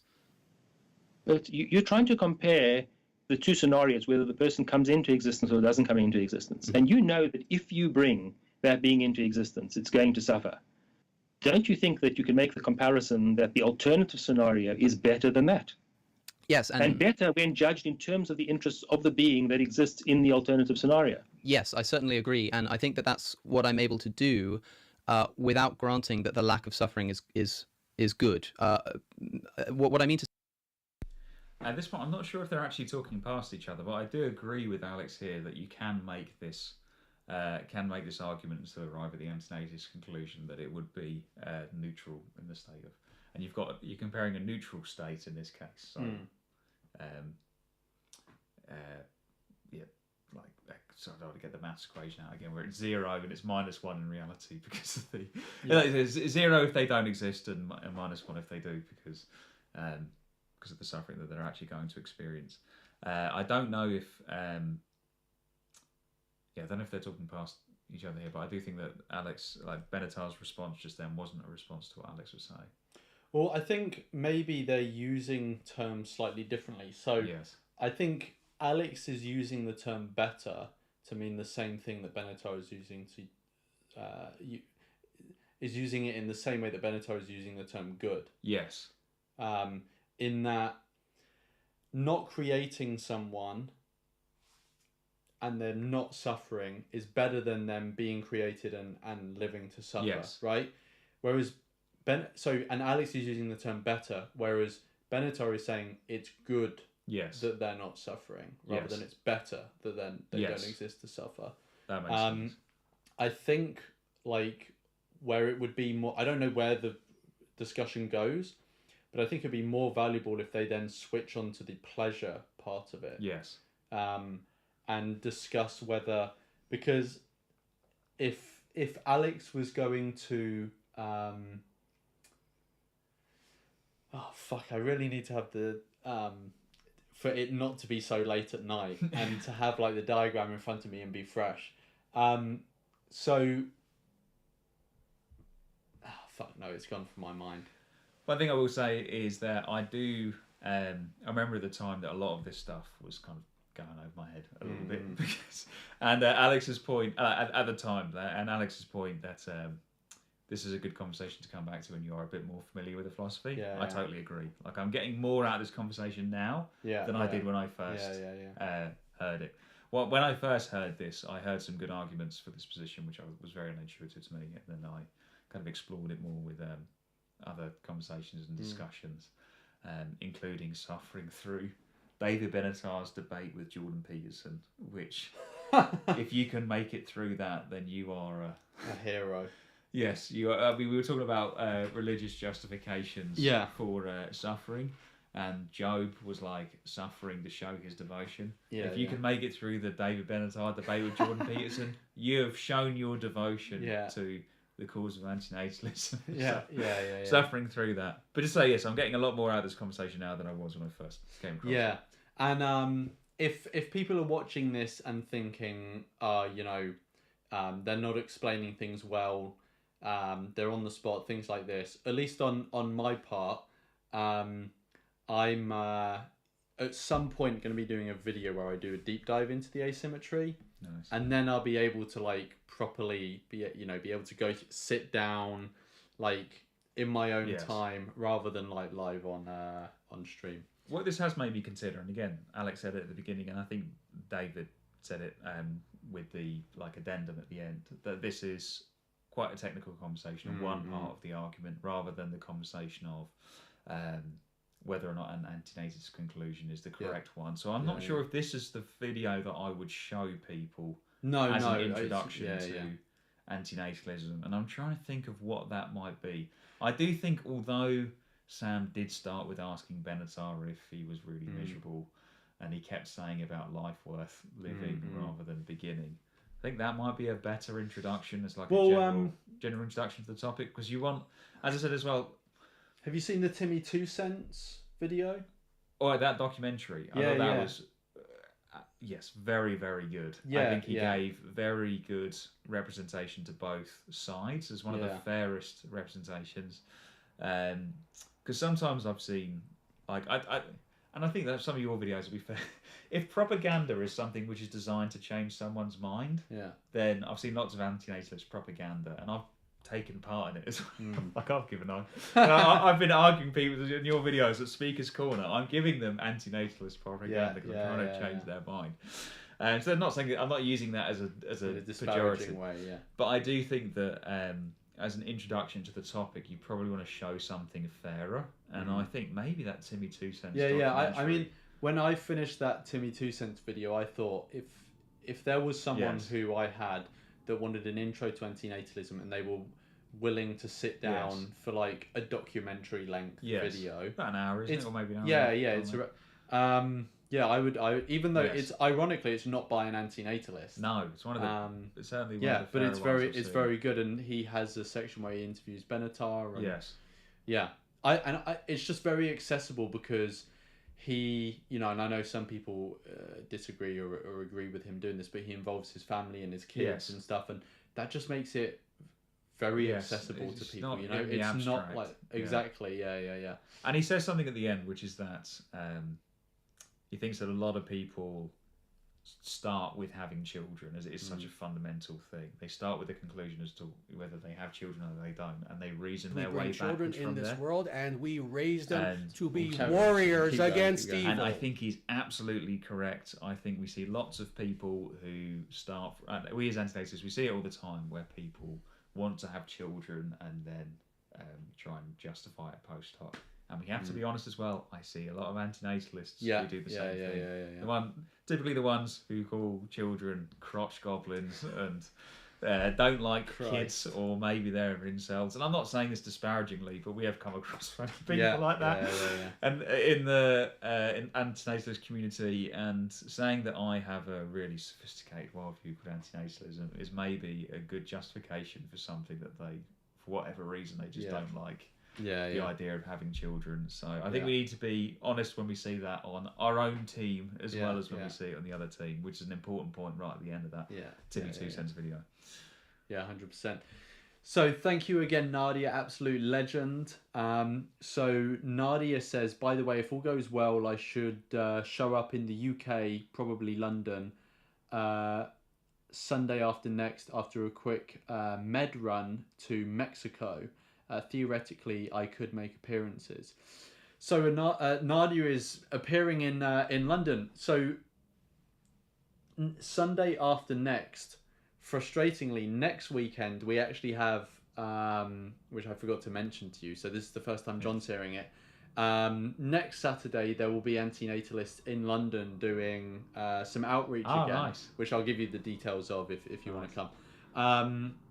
Which is frustrating if, that Nadia's coming the weekend after. Obviously, Nadia, if you do end up in London, then send me an email when you know that's going to happen, and I can share it in the local UK antinatalist, London antinatalist community we have. And then if there are people free and they can meet up, then we can do a impromptu meetup. Let me know via email and I can hook you up with people. That would be very cool. Hope all goes well with your travelling as well. That sounds like quite a bit of travel from London to Mexico. Germany to Mexico, then back to London. Cool. Did you have anything else you wanted to go over? No, that's correct. Cool. Nice one. Say is that if I kind of see it as a scale with neutrality in the middle, suffering on one side and pleasure on the other side, I can say that the state of non-existence is morally neutral and the state of existence for my child is suffering. So when you compare the two situations, it is better for the person that they don't exist. Yes, that's exactly what I mean when I say that the absence of that pain is good, and good in terms of the interests of the person that you would otherwise. This is what I meant Yeah. when I was saying I feel like they're using the term better and good. They're Yes. equivocating between themselves on this Yes. term. I don't know. Yeah. And maybe as well, when people say, an example of what I said before that frustrates me, people say, "Oh, that's just semantics." Semantics is that how you use the language? Semantics matter. Yeah. You've just seen the example of it here. Why is it brought into existence? But do you not see a problem with framing the absence of that pain as a positive good rather than just a neutrality to be compared against the positive suffering of existence?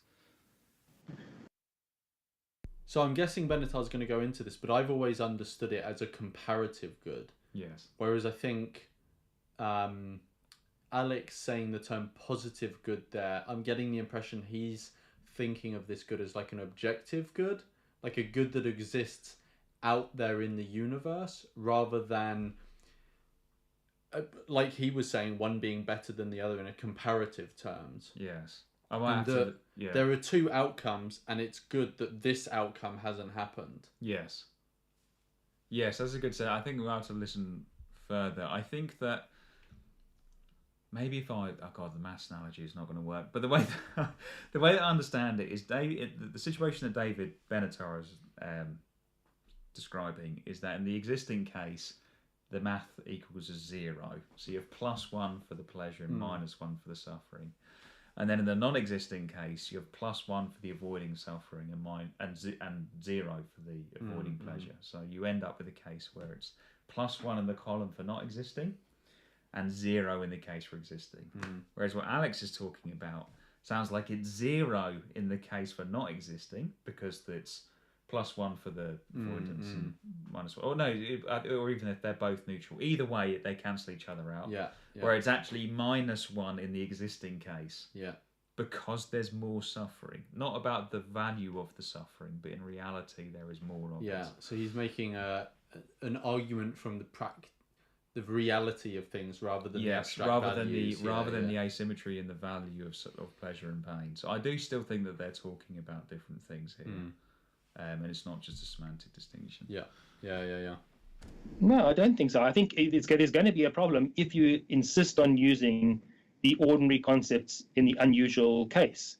But if you recognize that there's something unusual about this case, and so you need to adapt the concepts, then I don't think there's anything mysterious or strange about saying that when you make this comparison between the two scenarios, it is better in terms of the interests of the being who would exist in one, that they don't exist. Okay, well, the reason why...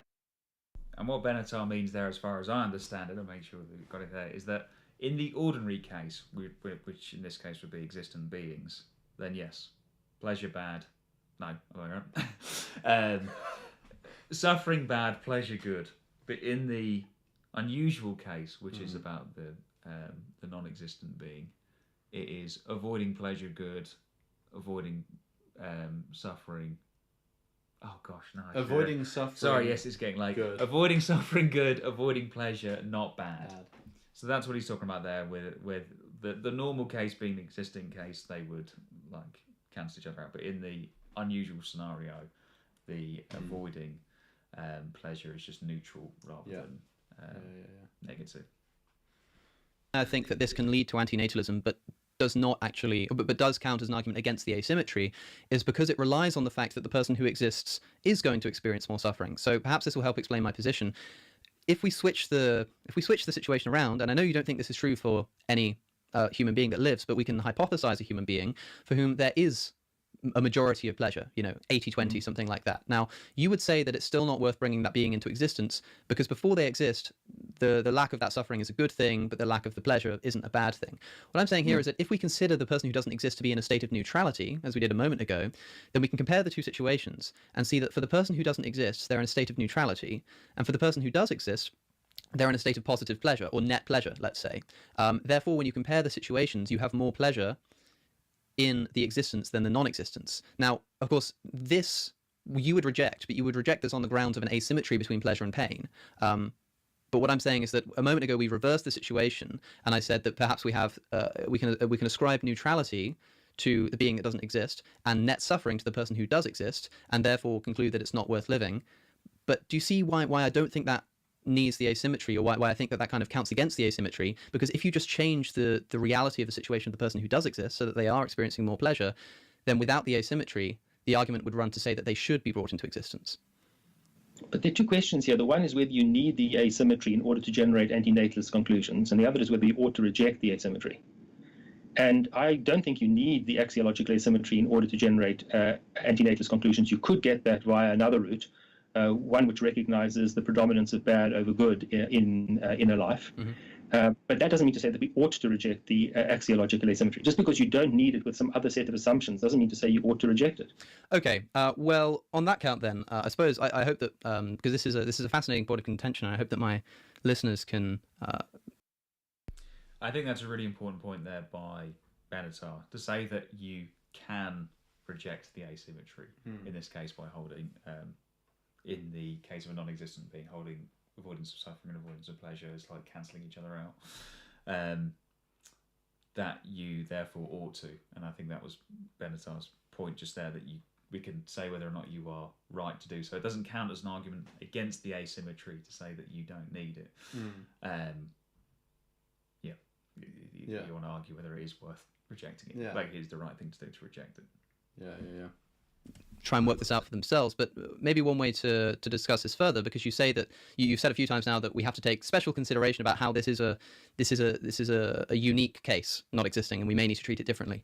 So let's talk about, if we can, why it is that these arguments that apply to people who don't exist do not apply to people who do exist. For instance, a lot of people misunderstand antinatalism upon first hearing it, thinking that it's an argument towards suicidality or something like that, because it seems like you might be suggesting life is not worth living, and so we should end our lives. Perhaps you can briefly just explain why that's not the case in your view. Right. Well, although I think there's no interest in coming into existence, my sense is once we do exist, we have an interest in continuing to exist. Now, that's not to say that that interest could not be defeated. I do think that the quality of life can become so terrible that although you've got an interest in continuing to exist, your interest in avoiding all these horrors outweighs your interest in continuing to exist. But it is the case, nonetheless, that once you start existing, you've got an interest in continuing to exist. And so I think different standards apply to the question whether life is worth starting and whether life is worth continuing. There's a higher bar, as it were, to be met for the question about whether life is worth continuing or worth ending. So do you think that interests have moral worth intrinsically, kind of their own accord, regardless of the amount of suffering or pleasure that they may bring?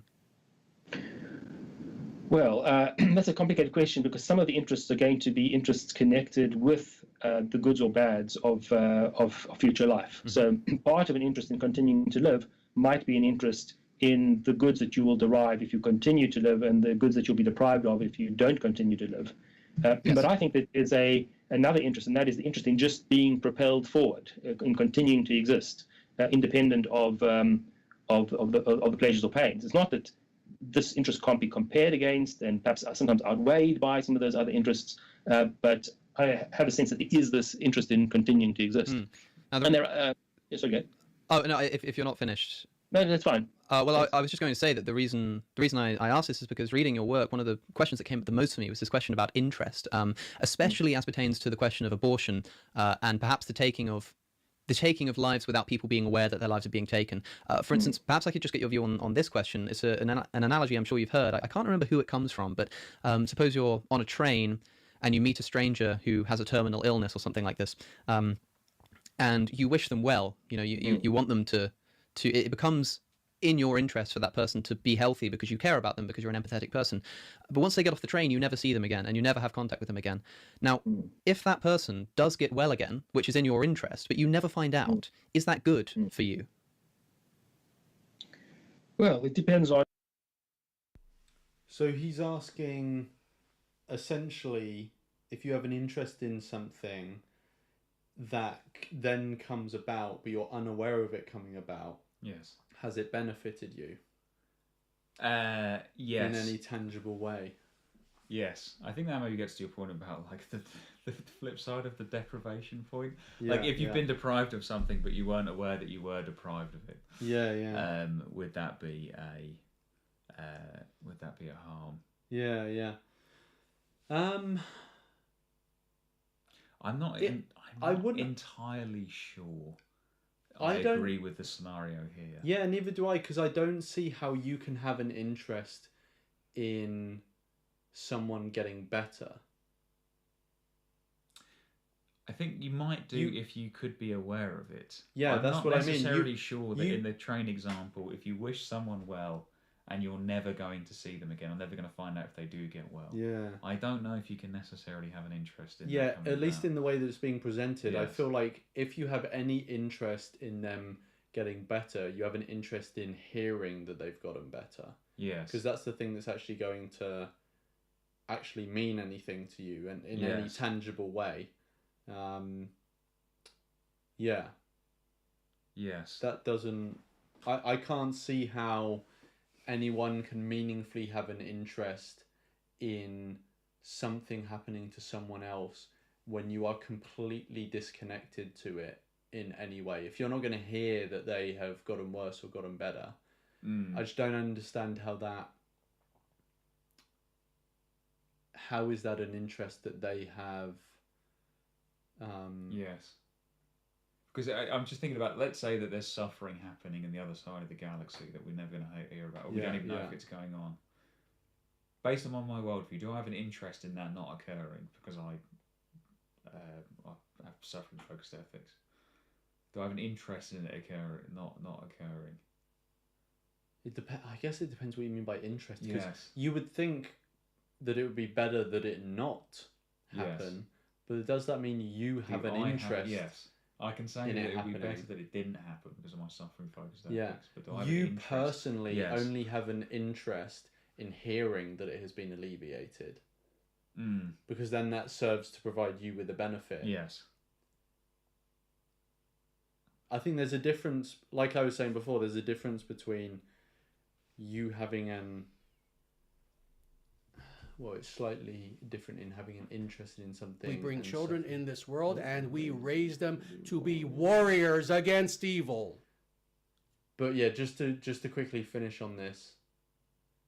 Yeah, I would have to think about it more while we're not live. But yeah, it seems to me that there's a difference between thinking that something is better and having an interest in But then something. you can still have an interest, but as we said before with the living to 150 example. So, because I have no expectation, most people have no expectation of living to 150, but they want to live to 90. This is the fact that they're unaware of the fact that their interest has been thwarted. Yeah. In that case, I would still say they have an interest in living to 150, even if they've got no expectation of having it realised, and they're not aware of it. But so maybe in this case, but that's something that would tangibly affect them, whereas the difference is that they're the one that's doing the dying. Exactly, and their death affects them. Whereas if like you can think it's better that other people who you will never have any contact with, or be able to influence in any way. You can think it's better that they would live to 150, all else being in your equal. Interests for But it doesn't seem to be in your interests for that to happen, because your interests are necessarily like self-serving, right? I'm not so sure. I'd have to think more about it. Yeah, I would also. Yeah, I'm not saying that for definite. I would also have to think about it more. But yeah, I'm not sure about that first premise for Alex's argument. I'm also. Yeah, I don't know how Benatar's going to tackle it, but we have had a donation through, and they've said that I haven't read it. John's laughing, but I haven't read it yet. But it's from Bovine Blue Stocking. They put their name, so I can share that. Thank you very much, Bovine. Absolute legend as usual. And Bovine says, over 2 hours, this feels like watching the extended editions of The Lord of the Rings, The Lord of the Asymmetries with two nerds. Great.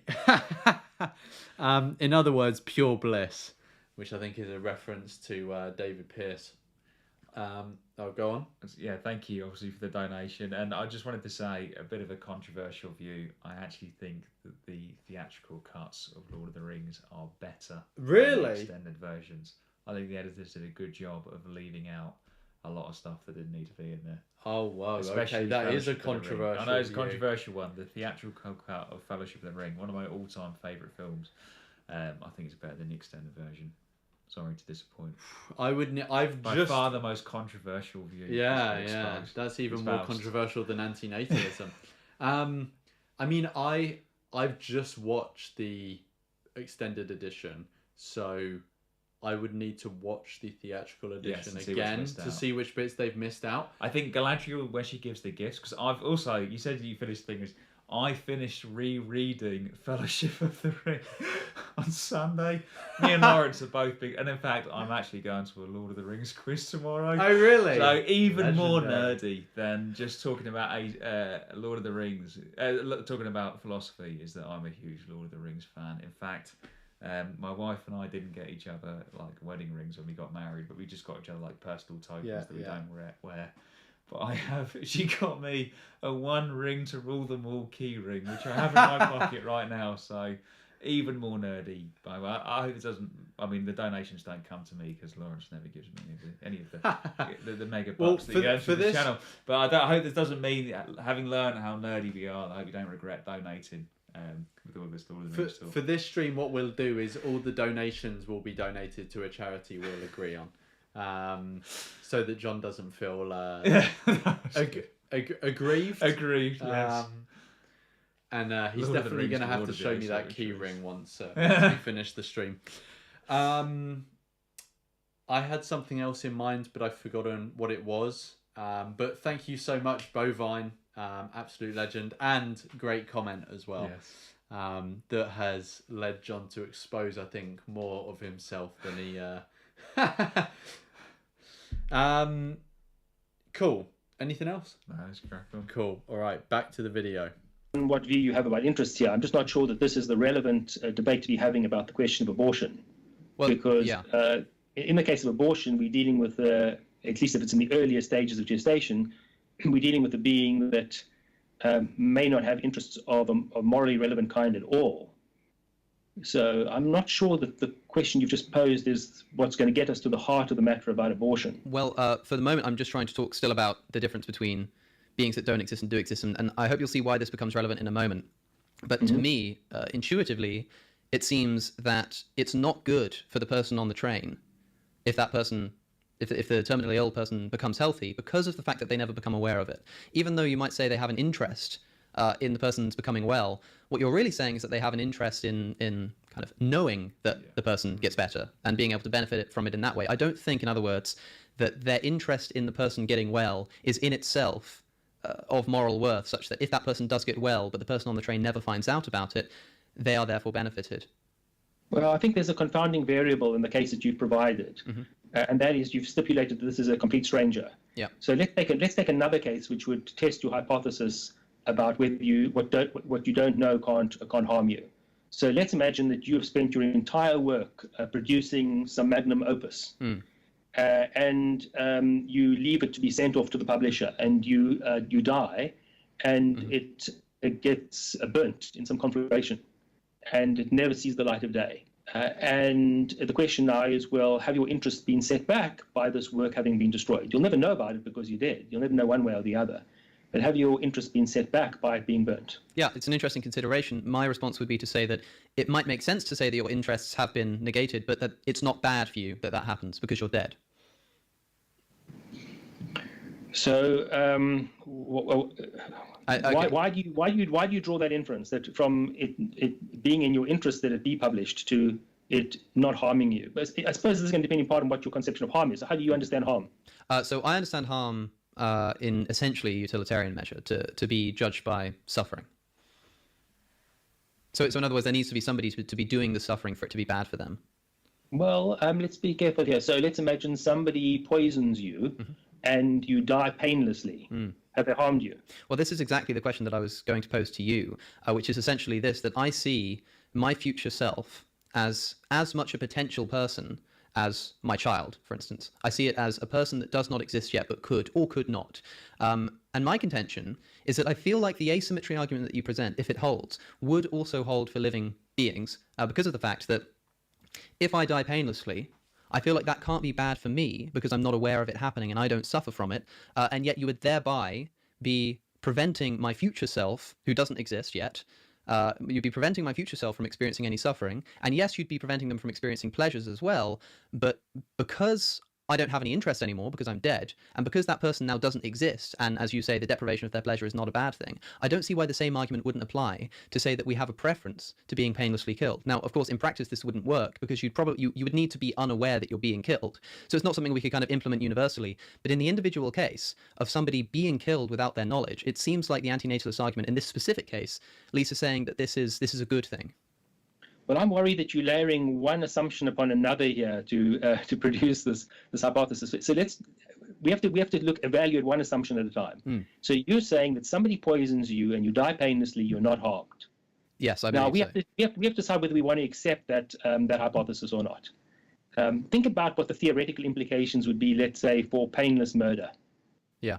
Now, there would be secondary effects on other people. There may be secondary effects on other people, but let's imagine some scenario where there are not the secondary effects on other people. And somebody could painlessly kill you. Presumably, you would think then that ought not to be criminalized.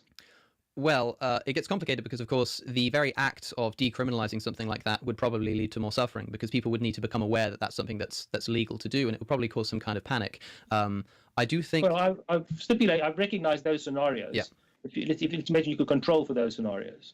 Well, so morally, and if you don't want to frame it in terms of criminalization, the suggestion that you've not harmed somebody by killing them. Well, of course, you can accept that view if you're an Epicurean, but then we're having a whole other debate about the badness of death.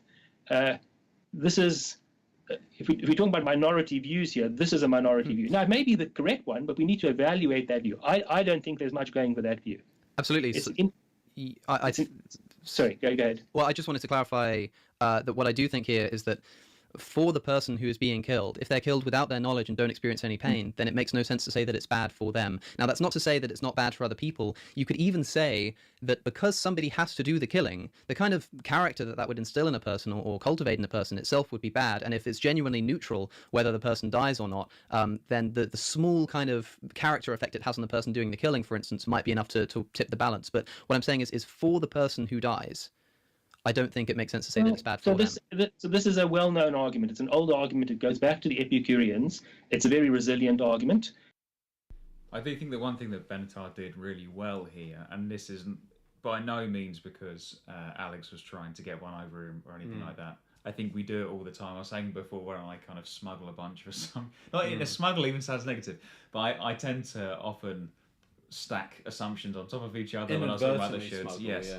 And that's exactly what happened here with Alex. I don't think that he was trying to trap Benatar or anything like that, but I think Benatar did a really good job there of saying, okay, I'm worried that we're stacking the assumptions, so now we need to unpick those assumptions before we confidently stack them on top of each other. And I think that's a really good thing that you picked up on.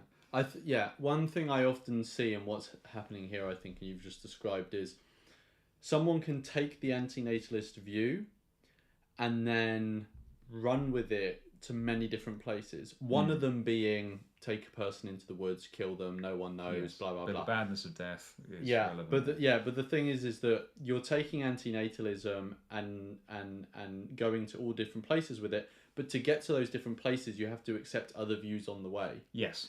And to be having a discussion about antinatalism and to go straight to those other things that you want to go to and skip over the additional views, like whether you think death is a harm and things like this. That's the thing that Benatar's picking up on and is very common. Yes. And it comes up in abortion as well. Like you get to antinatalism, but it doesn't generate any specific view on abortion, because you have to have other views that come in to generate a view on abortion. Like, when do you think a being comes into existence? If it's conception, then abortion is always killing a being rather than not creating them. But if you believe it's sentience, then before sentience, you're preventing a being from coming into existence, which is antinatalism.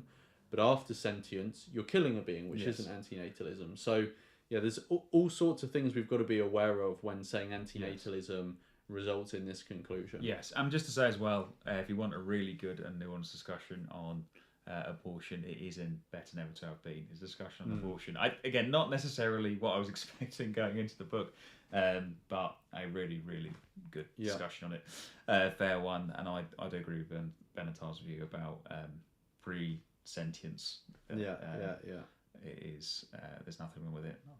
Yeah. Obligated to do it. And then like post sentience, then it is a harm. At that point, you are killing someone rather than not bringing them into existence. One thing that I will say, and I think this is really important, it's something that I did with vegan outreach, is that especially if you're espousing a view, you're talking about the view with somebody else or just putting the view out there, I think it is important to think about the related topics that you're likely to get to and form your own independent opinions on those and see if there's any inconsistency there. To give an example, I don't know if this happened to you doing street outreach with veganism, that you get onto the topic of abortion.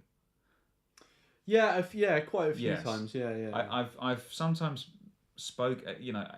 sometimes the argument has been like we've been talking about veganism and the topic of abortion comes up, and sometimes in one way or another. So you might be talking to a left-wing person and you were like giving a pro-sentience view, and they're like, "Oh, what? So you're against abortion then?" Which is like from their worldview really bad.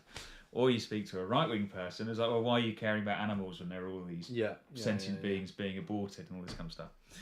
And I've sometimes noticed with vegans, and I've just used vegans as an example, a lot of vegans who lean left, that some of them are actually have like pro-abortion views even for like sentient fetuses, which I think are inconsistent with their views on veganism. And you can imagine how this might land with someone who is against, not even necessarily against abortion, or at least has thinks that it's wrong to abort sentient fetuses. If you say we shouldn't pick an animal that most people consider to have low moral value, we shouldn't kill flies, or we shouldn't kill fish or insects, whatever it might be, because they're sentient, but we should kill 38-week old fetuses, basically before, like a fully viable baby, just before it's born. That looks really bad, and I think this is something that where Alex Connor and David Benatar are going now with this conversation, where they're talking about the badness of death. I think it is important, if you are about to espouse a view, to come to your own opinions on these different topics in case the topic goes there, and not to try and weasel your way out of them or to say this is irrelevant, let's get back to here, but generally to test your worldview. Does it have these implications? The arguments that you're using to get to the antinatalist conclusion, you should really apply them consistently and therefore align with your other views on these topics. Because if you have that inconsistency, it sounds like you're just picking and choosing. You've decided your conclusions for all of these, and you just pick whichever arguments fit them to get to the conclusions, which is what we talked about earlier. To give one example, because of my own worldview, which is some sort of consequentialist worldview, where suffering and pleasure have moral value, but suffering is way more important than pleasure, and as a result, no amount of pleasure can outweigh suffering. Like the bullet that I buy here is that literally no amount of pleasure can outweigh suffering. So, if you have option A, like if you could bring about the most pleasurable state for billions of beings, and all you had to do was prick someone on the leg, I would say you shouldn't do that. And people would be like, "Oh, how could you say that?" I was like, well, by definition, and for this point, we are assuming that you can have genuine pleasure there's no suffering if people are not deprived of.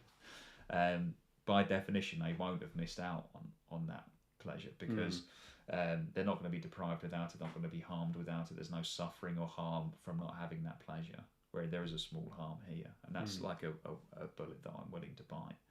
Whereas if you haven't teased out your worldview and seen how it applies in other related situations, you can get yourself stuck over this kind of thing, like with the vegans advocating aborting, like saying that in one case sentience is important with animals, but it's not important when it comes to human fetuses.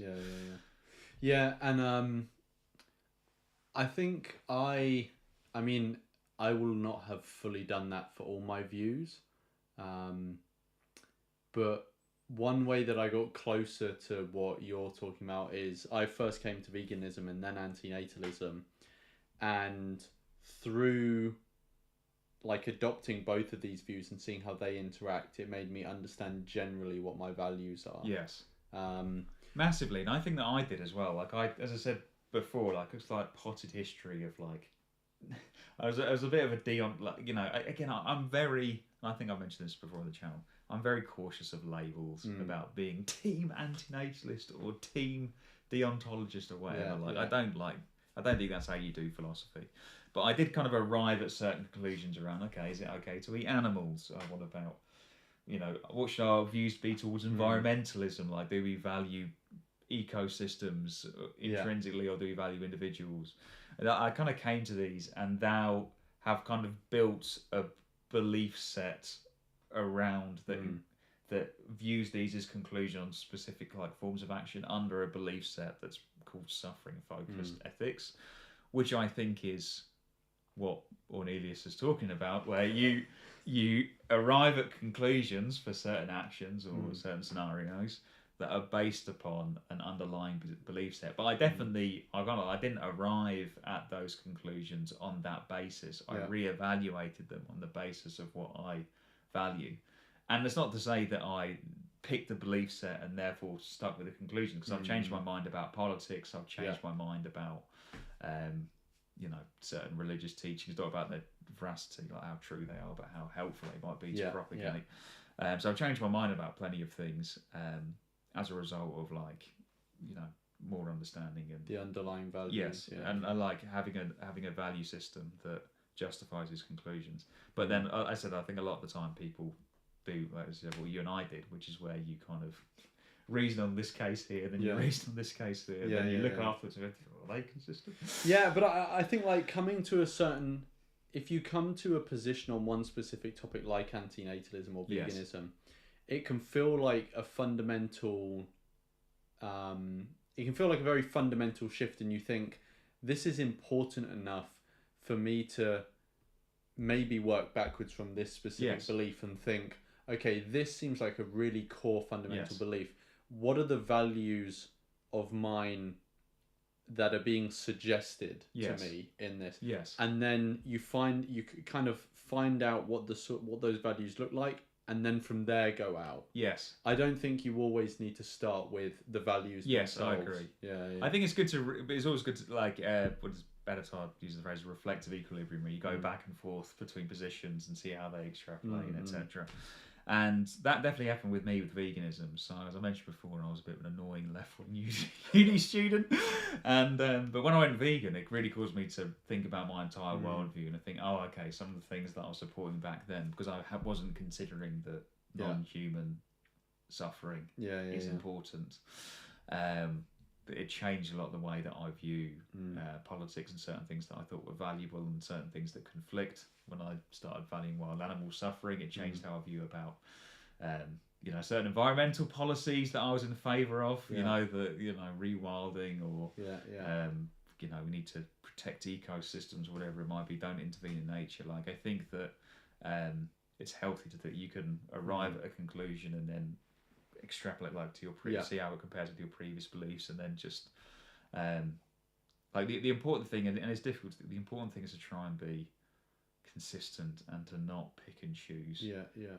Because if you bite a bullet on a morally inconsistent belief set, then you can pretty much justify it. Like I've seen it, like, maybe that is, you know, maybe someone can point out, like, where that isn't the case, but if you're choosing to be inconsistent on certain things, then you don't need to be consistent. And it's like, then anything goes. Anything goes. Okay, how far are we? Okay, so I think get to the end of this part of the conversation, and maybe, and then we'll let's hope this part of the conversation isn't another 15 minutes. I don't think that there is a knockdown response. I don't think that we can definitively disprove the Epicurean view, which is exactly why it's been resilient over millennia. But if we're wanting to know whether we ought to accept this view, we need to balance out different considerations.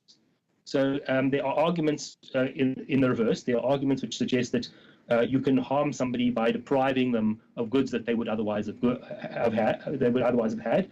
You can harm somebody by annihilating them. These are all alternative views that attempt to address the Epicurean argument. And each of these positions would have some shortcomings and some strengths. And again, what I would suggest is that the wise approach here is one that weighs these up and tries to reach the conclusion that is most reasonable on a balance of considerations to reach.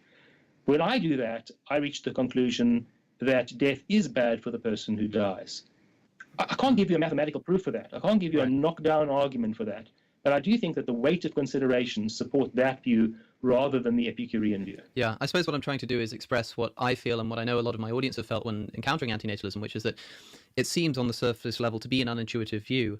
But once you become convinced of the asymmetry or something like that, it leads me, and the nature of pleasure and pain and its effect on a person, it leads me to the unintuitive conclusion that death is not bad for the person dying. And as you say, maybe this is just kind of a clash of intuitions here, but the way that I see it is that it makes just as much sense to see my future self as a potential person as to see my son as a potential person. And let's say that killing somebody, killing me, does harm me. It would of course harm me in a finite way, to a finite amount. And would you say, or would you argue that the amount that somebody is harmed, in your view, by being killed is not outweighed by the amount of suffering that they'll experience in the rest of their life, if life is as bad as you say it is? So now I think we've moved on to a different question, and I am worried here that we've got too many open issues. Perhaps. So I'd either like to try to close down some of the issues so that we know what assumptions we're working on, or I think we should shift focus. I'm not sure what you want to do in the time available. Well, I wonder what you think has most kind of gapingly been left open here. Well, one question is the question about the badness of death for the person who dies. Mm-hmm. So when I made a point about that, then you brought me back to antinatalism. But I don't want to come back to antinatalism if your argument against antinatalism rests on the Epicurean view. I want to then first settle the Epicurean view, or at least recognize where the difference is between us. I see. So my argument about death here isn't an attempt to disprove antinatalism. It's an attempt to show that I think that the logic of not bringing someone into existence also applies to taking someone out of existence. That's not to say that antinatalism is wrong. Rather, I think it's an argument to say that if antinatalism is correct, then there's also an obligation, or maybe not an obligation, but it can also be a good thing for a person to die. Well, it may be if the Epicurean is correct, but I don't think an antinatalist is committed to Epicureanism. So you're an antinatalist, and now there's a separate question about whether you should be an Epicurean. And if you think that there's no harm to the person who dies in being dead or in being killed painlessly, then it may well be that ending your life sooner rather than later is exactly the right thing to do, because you'll avoid all the resultant misery. But an antinatalist is not committed to the Epicurean view merely in virtue of being an antinatalist. Sure. I'm not saying that's the case. I suppose what I'm trying to say is that if somebody takes that view of death, that it would then follow from antinatalism that it is also a good thing for people's lives to end. Would you say at least that much, that if the Epicurean view of death is correct, then it would actually be a good thing? Because I think the Epicurean line would generally be that it's somewhat neutral if you die, because it's got no effect on you. But it seems like if you take an Epicurean view and you mix it with the asymmetry argument, you actually land on the conclusion that it's good to die. Well, I mean, there's a sort of rough way in which I think that's true, but there's another way in which I think it's not true, because it's not clear to me that the Epicurean can say, just as the Epicurean can't say that death is bad, it's not clear to me the Epicurean can say that death is good for the person who dies. Yes, so I don't think the Epicurean would say... But see, this is my intuition, because in the same way that if an Epicurean isn't able to say that death is bad, then they shouldn't be able to say that death is good. That's the same kind of problem of asymmetry that I see with antinatalism intuitively, that if you can't say that it's if you can't say that it is bad that someone isn't suffering, you can't say that it's good that they're not if you can't say that it's bad that they're not experiencing pleasure, you can't say it's good that they're not suffering. To me, that's just as unintuitive as the Epicurean somehow saying that it's not bad if you die, but it is good that you die. Again, I'm worried that there are multiple issues that are open here. Mm-hmm. One of them, of course, is that... Yeah, I disagree with Alex here. I don't think that I think that I can understand that, like, at least aesthetically, there is like a similarity between the two cases.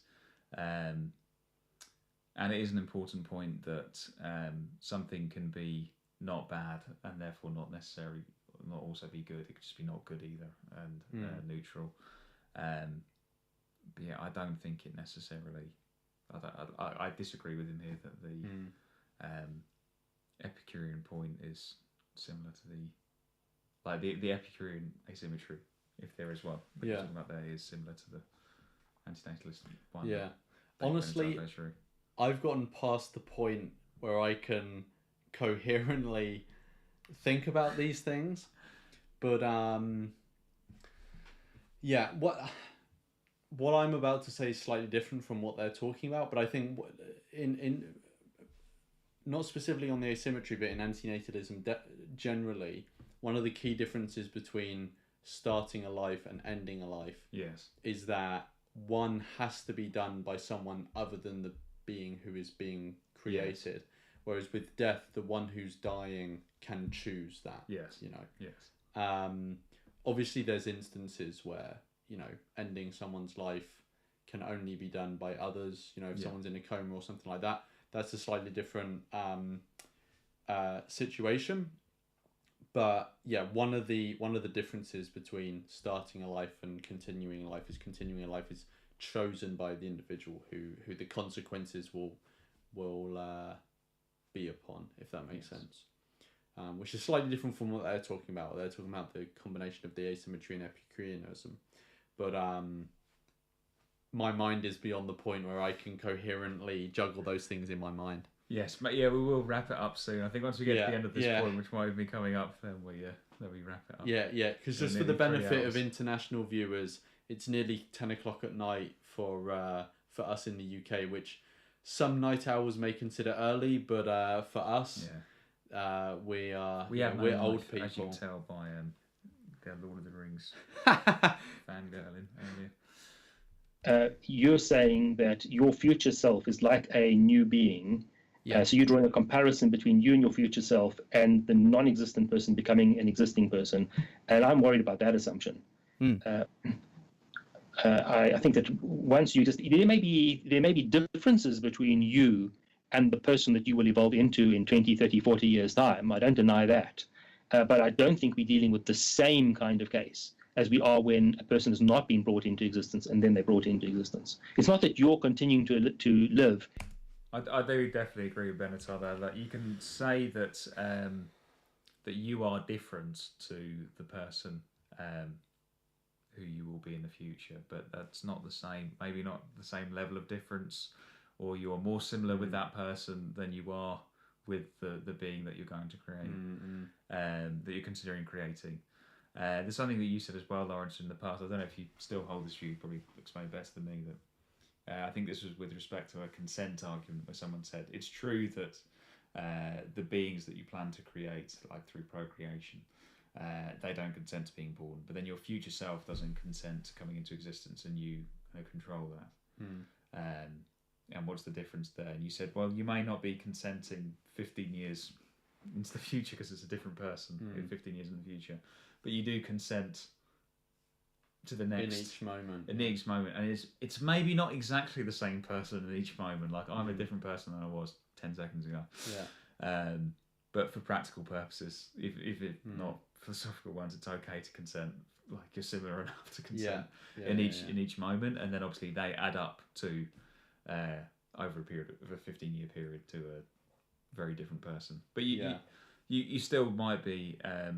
Even if just practically, if not for more kind of concrete ethical reasons, you are more similar to the person in 20 years, ethically speaking, than you are to your son or daughter that you might create.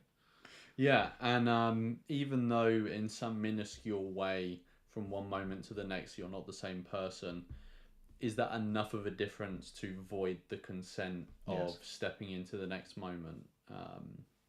Different people have different views on that, but it seems reasonable to me to say that from one moment to the next, in the vast majority of cases, you're enough of the same person to be able to give informed consent for what you're about to step into. Yes, I think so. So, and again, we don't want to have to get into it now. Someone who I'm not necessarily as sure of the consent arguments for antinatalism as I know that some other people do. Some other people are, but I do think that is like from starting premises that a lot of people hold who do. They might not agree with the consent argument for antinatalism, but who do value consent in this sense. I think that you can argue pretty successfully that you are able to consent for the person that you will be in a moment. The person that will exist in the moment, even if you're not exactly the same person. is coming into existence. That's different. That's continuing to exist. Sure. But maybe let me think of another way to. I know. I suppose that would be a different question. I think it gets complicated here because, of course, there's always going to be a transgression of one person into their future self. But perhaps, again, maybe this is something that we should perhaps leave to the audience, because I do want to get to some other considerations. Namely, that there's another question that I wanted to ask. Should we end it there? If he's going we call it there. 35:51. We've got 35 minutes, 51 seconds left. Right. So, should we do closing thoughts? Yeah. Well, yeah. Obviously, let us know if people want kind of a part two. Hopefully slightly shorter. Yeah. We've no idea when part two would be. Yeah. I've enjoyed this part one. We bring children in this world, and we raise them to be warriors against evil. Thank you so much to the person who sent that in. They did not leave their name publicly, so I won't share it. But absolute legend, you know who you are. And they say you guys are a good Syndicate? No, that's not. Oh, sorry. Me being a boomer. So you guys are a good combo, apart from when things like that happen. I think you two should stream together more often if possible. Well, now that we know that, anytime John is in my area, we will do more of this sort of stuff. But thank you so much. In your area being where you live and not anything. That was sorry, that was really I'm in London fairly often. So we can do something. Yeah. But yes, more definitely on the way. We just don't know exactly when. But thank you so much for the support. You know who you are. Absolute legend. And honestly, I'm so drained now that thank you for listening to us ramble. I have really enjoyed this. Obviously I'm feeling a bit mentally drained. So if you've stuck around for the full 3 hours, well done for a start. Thank you, obviously, for having me on again, mate. I just wanted to say I do think that this is a really good interview. Again, I keep praising Alex, and I think rightly so. And Brenny's and Benatar as well. Definitely worth a view. Maybe not the one I would show people who are, as I said, new to the topic. If someone's more philosophically minded. Yes, because there's a lot of this went way over my head the first time round, and I think a lot of it, especially the last hour or so, has gone over my head too. So, any comments? I've learned a lot within from people's criticisms of the stuff that I've said in this space. So please do drop all that. I learn a lot from it. So if you do have any criticisms of what I've said, any points you don't think I made well, or just points just straight up bad points, and I'm sure there's plenty. I personally, and I know Lawrence, you've got a very fair view of criticism as well. So please do leave your comments there. Thanks again for having me on, mate.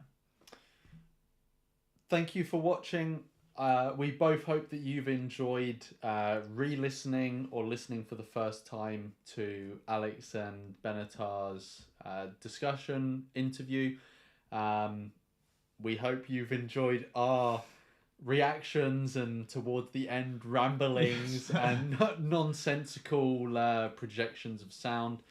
I think that is everything. Thank you, John, for coming on. It's always great to have John on. And I have told him this privately before, but I want to remind him, people do semi-regularly mention you in the comments positively, saying that they're looking forward to having you back on.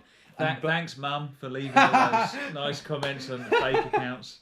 Actually, would my mum be cheering me on for antinatalist stuff? It wouldn't. If she was a good mum. That's true.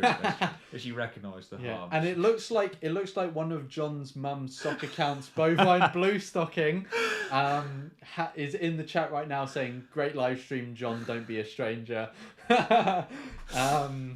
Only joking. Obviously, Bovine is giving full-throated support, not as a with having no obligation to. I appreciate it. But anyway, thank you everyone for watching. I will definitely see you in the next one. John will see you in one soon. And stay well. Thanks, everyone. Bye. Bye.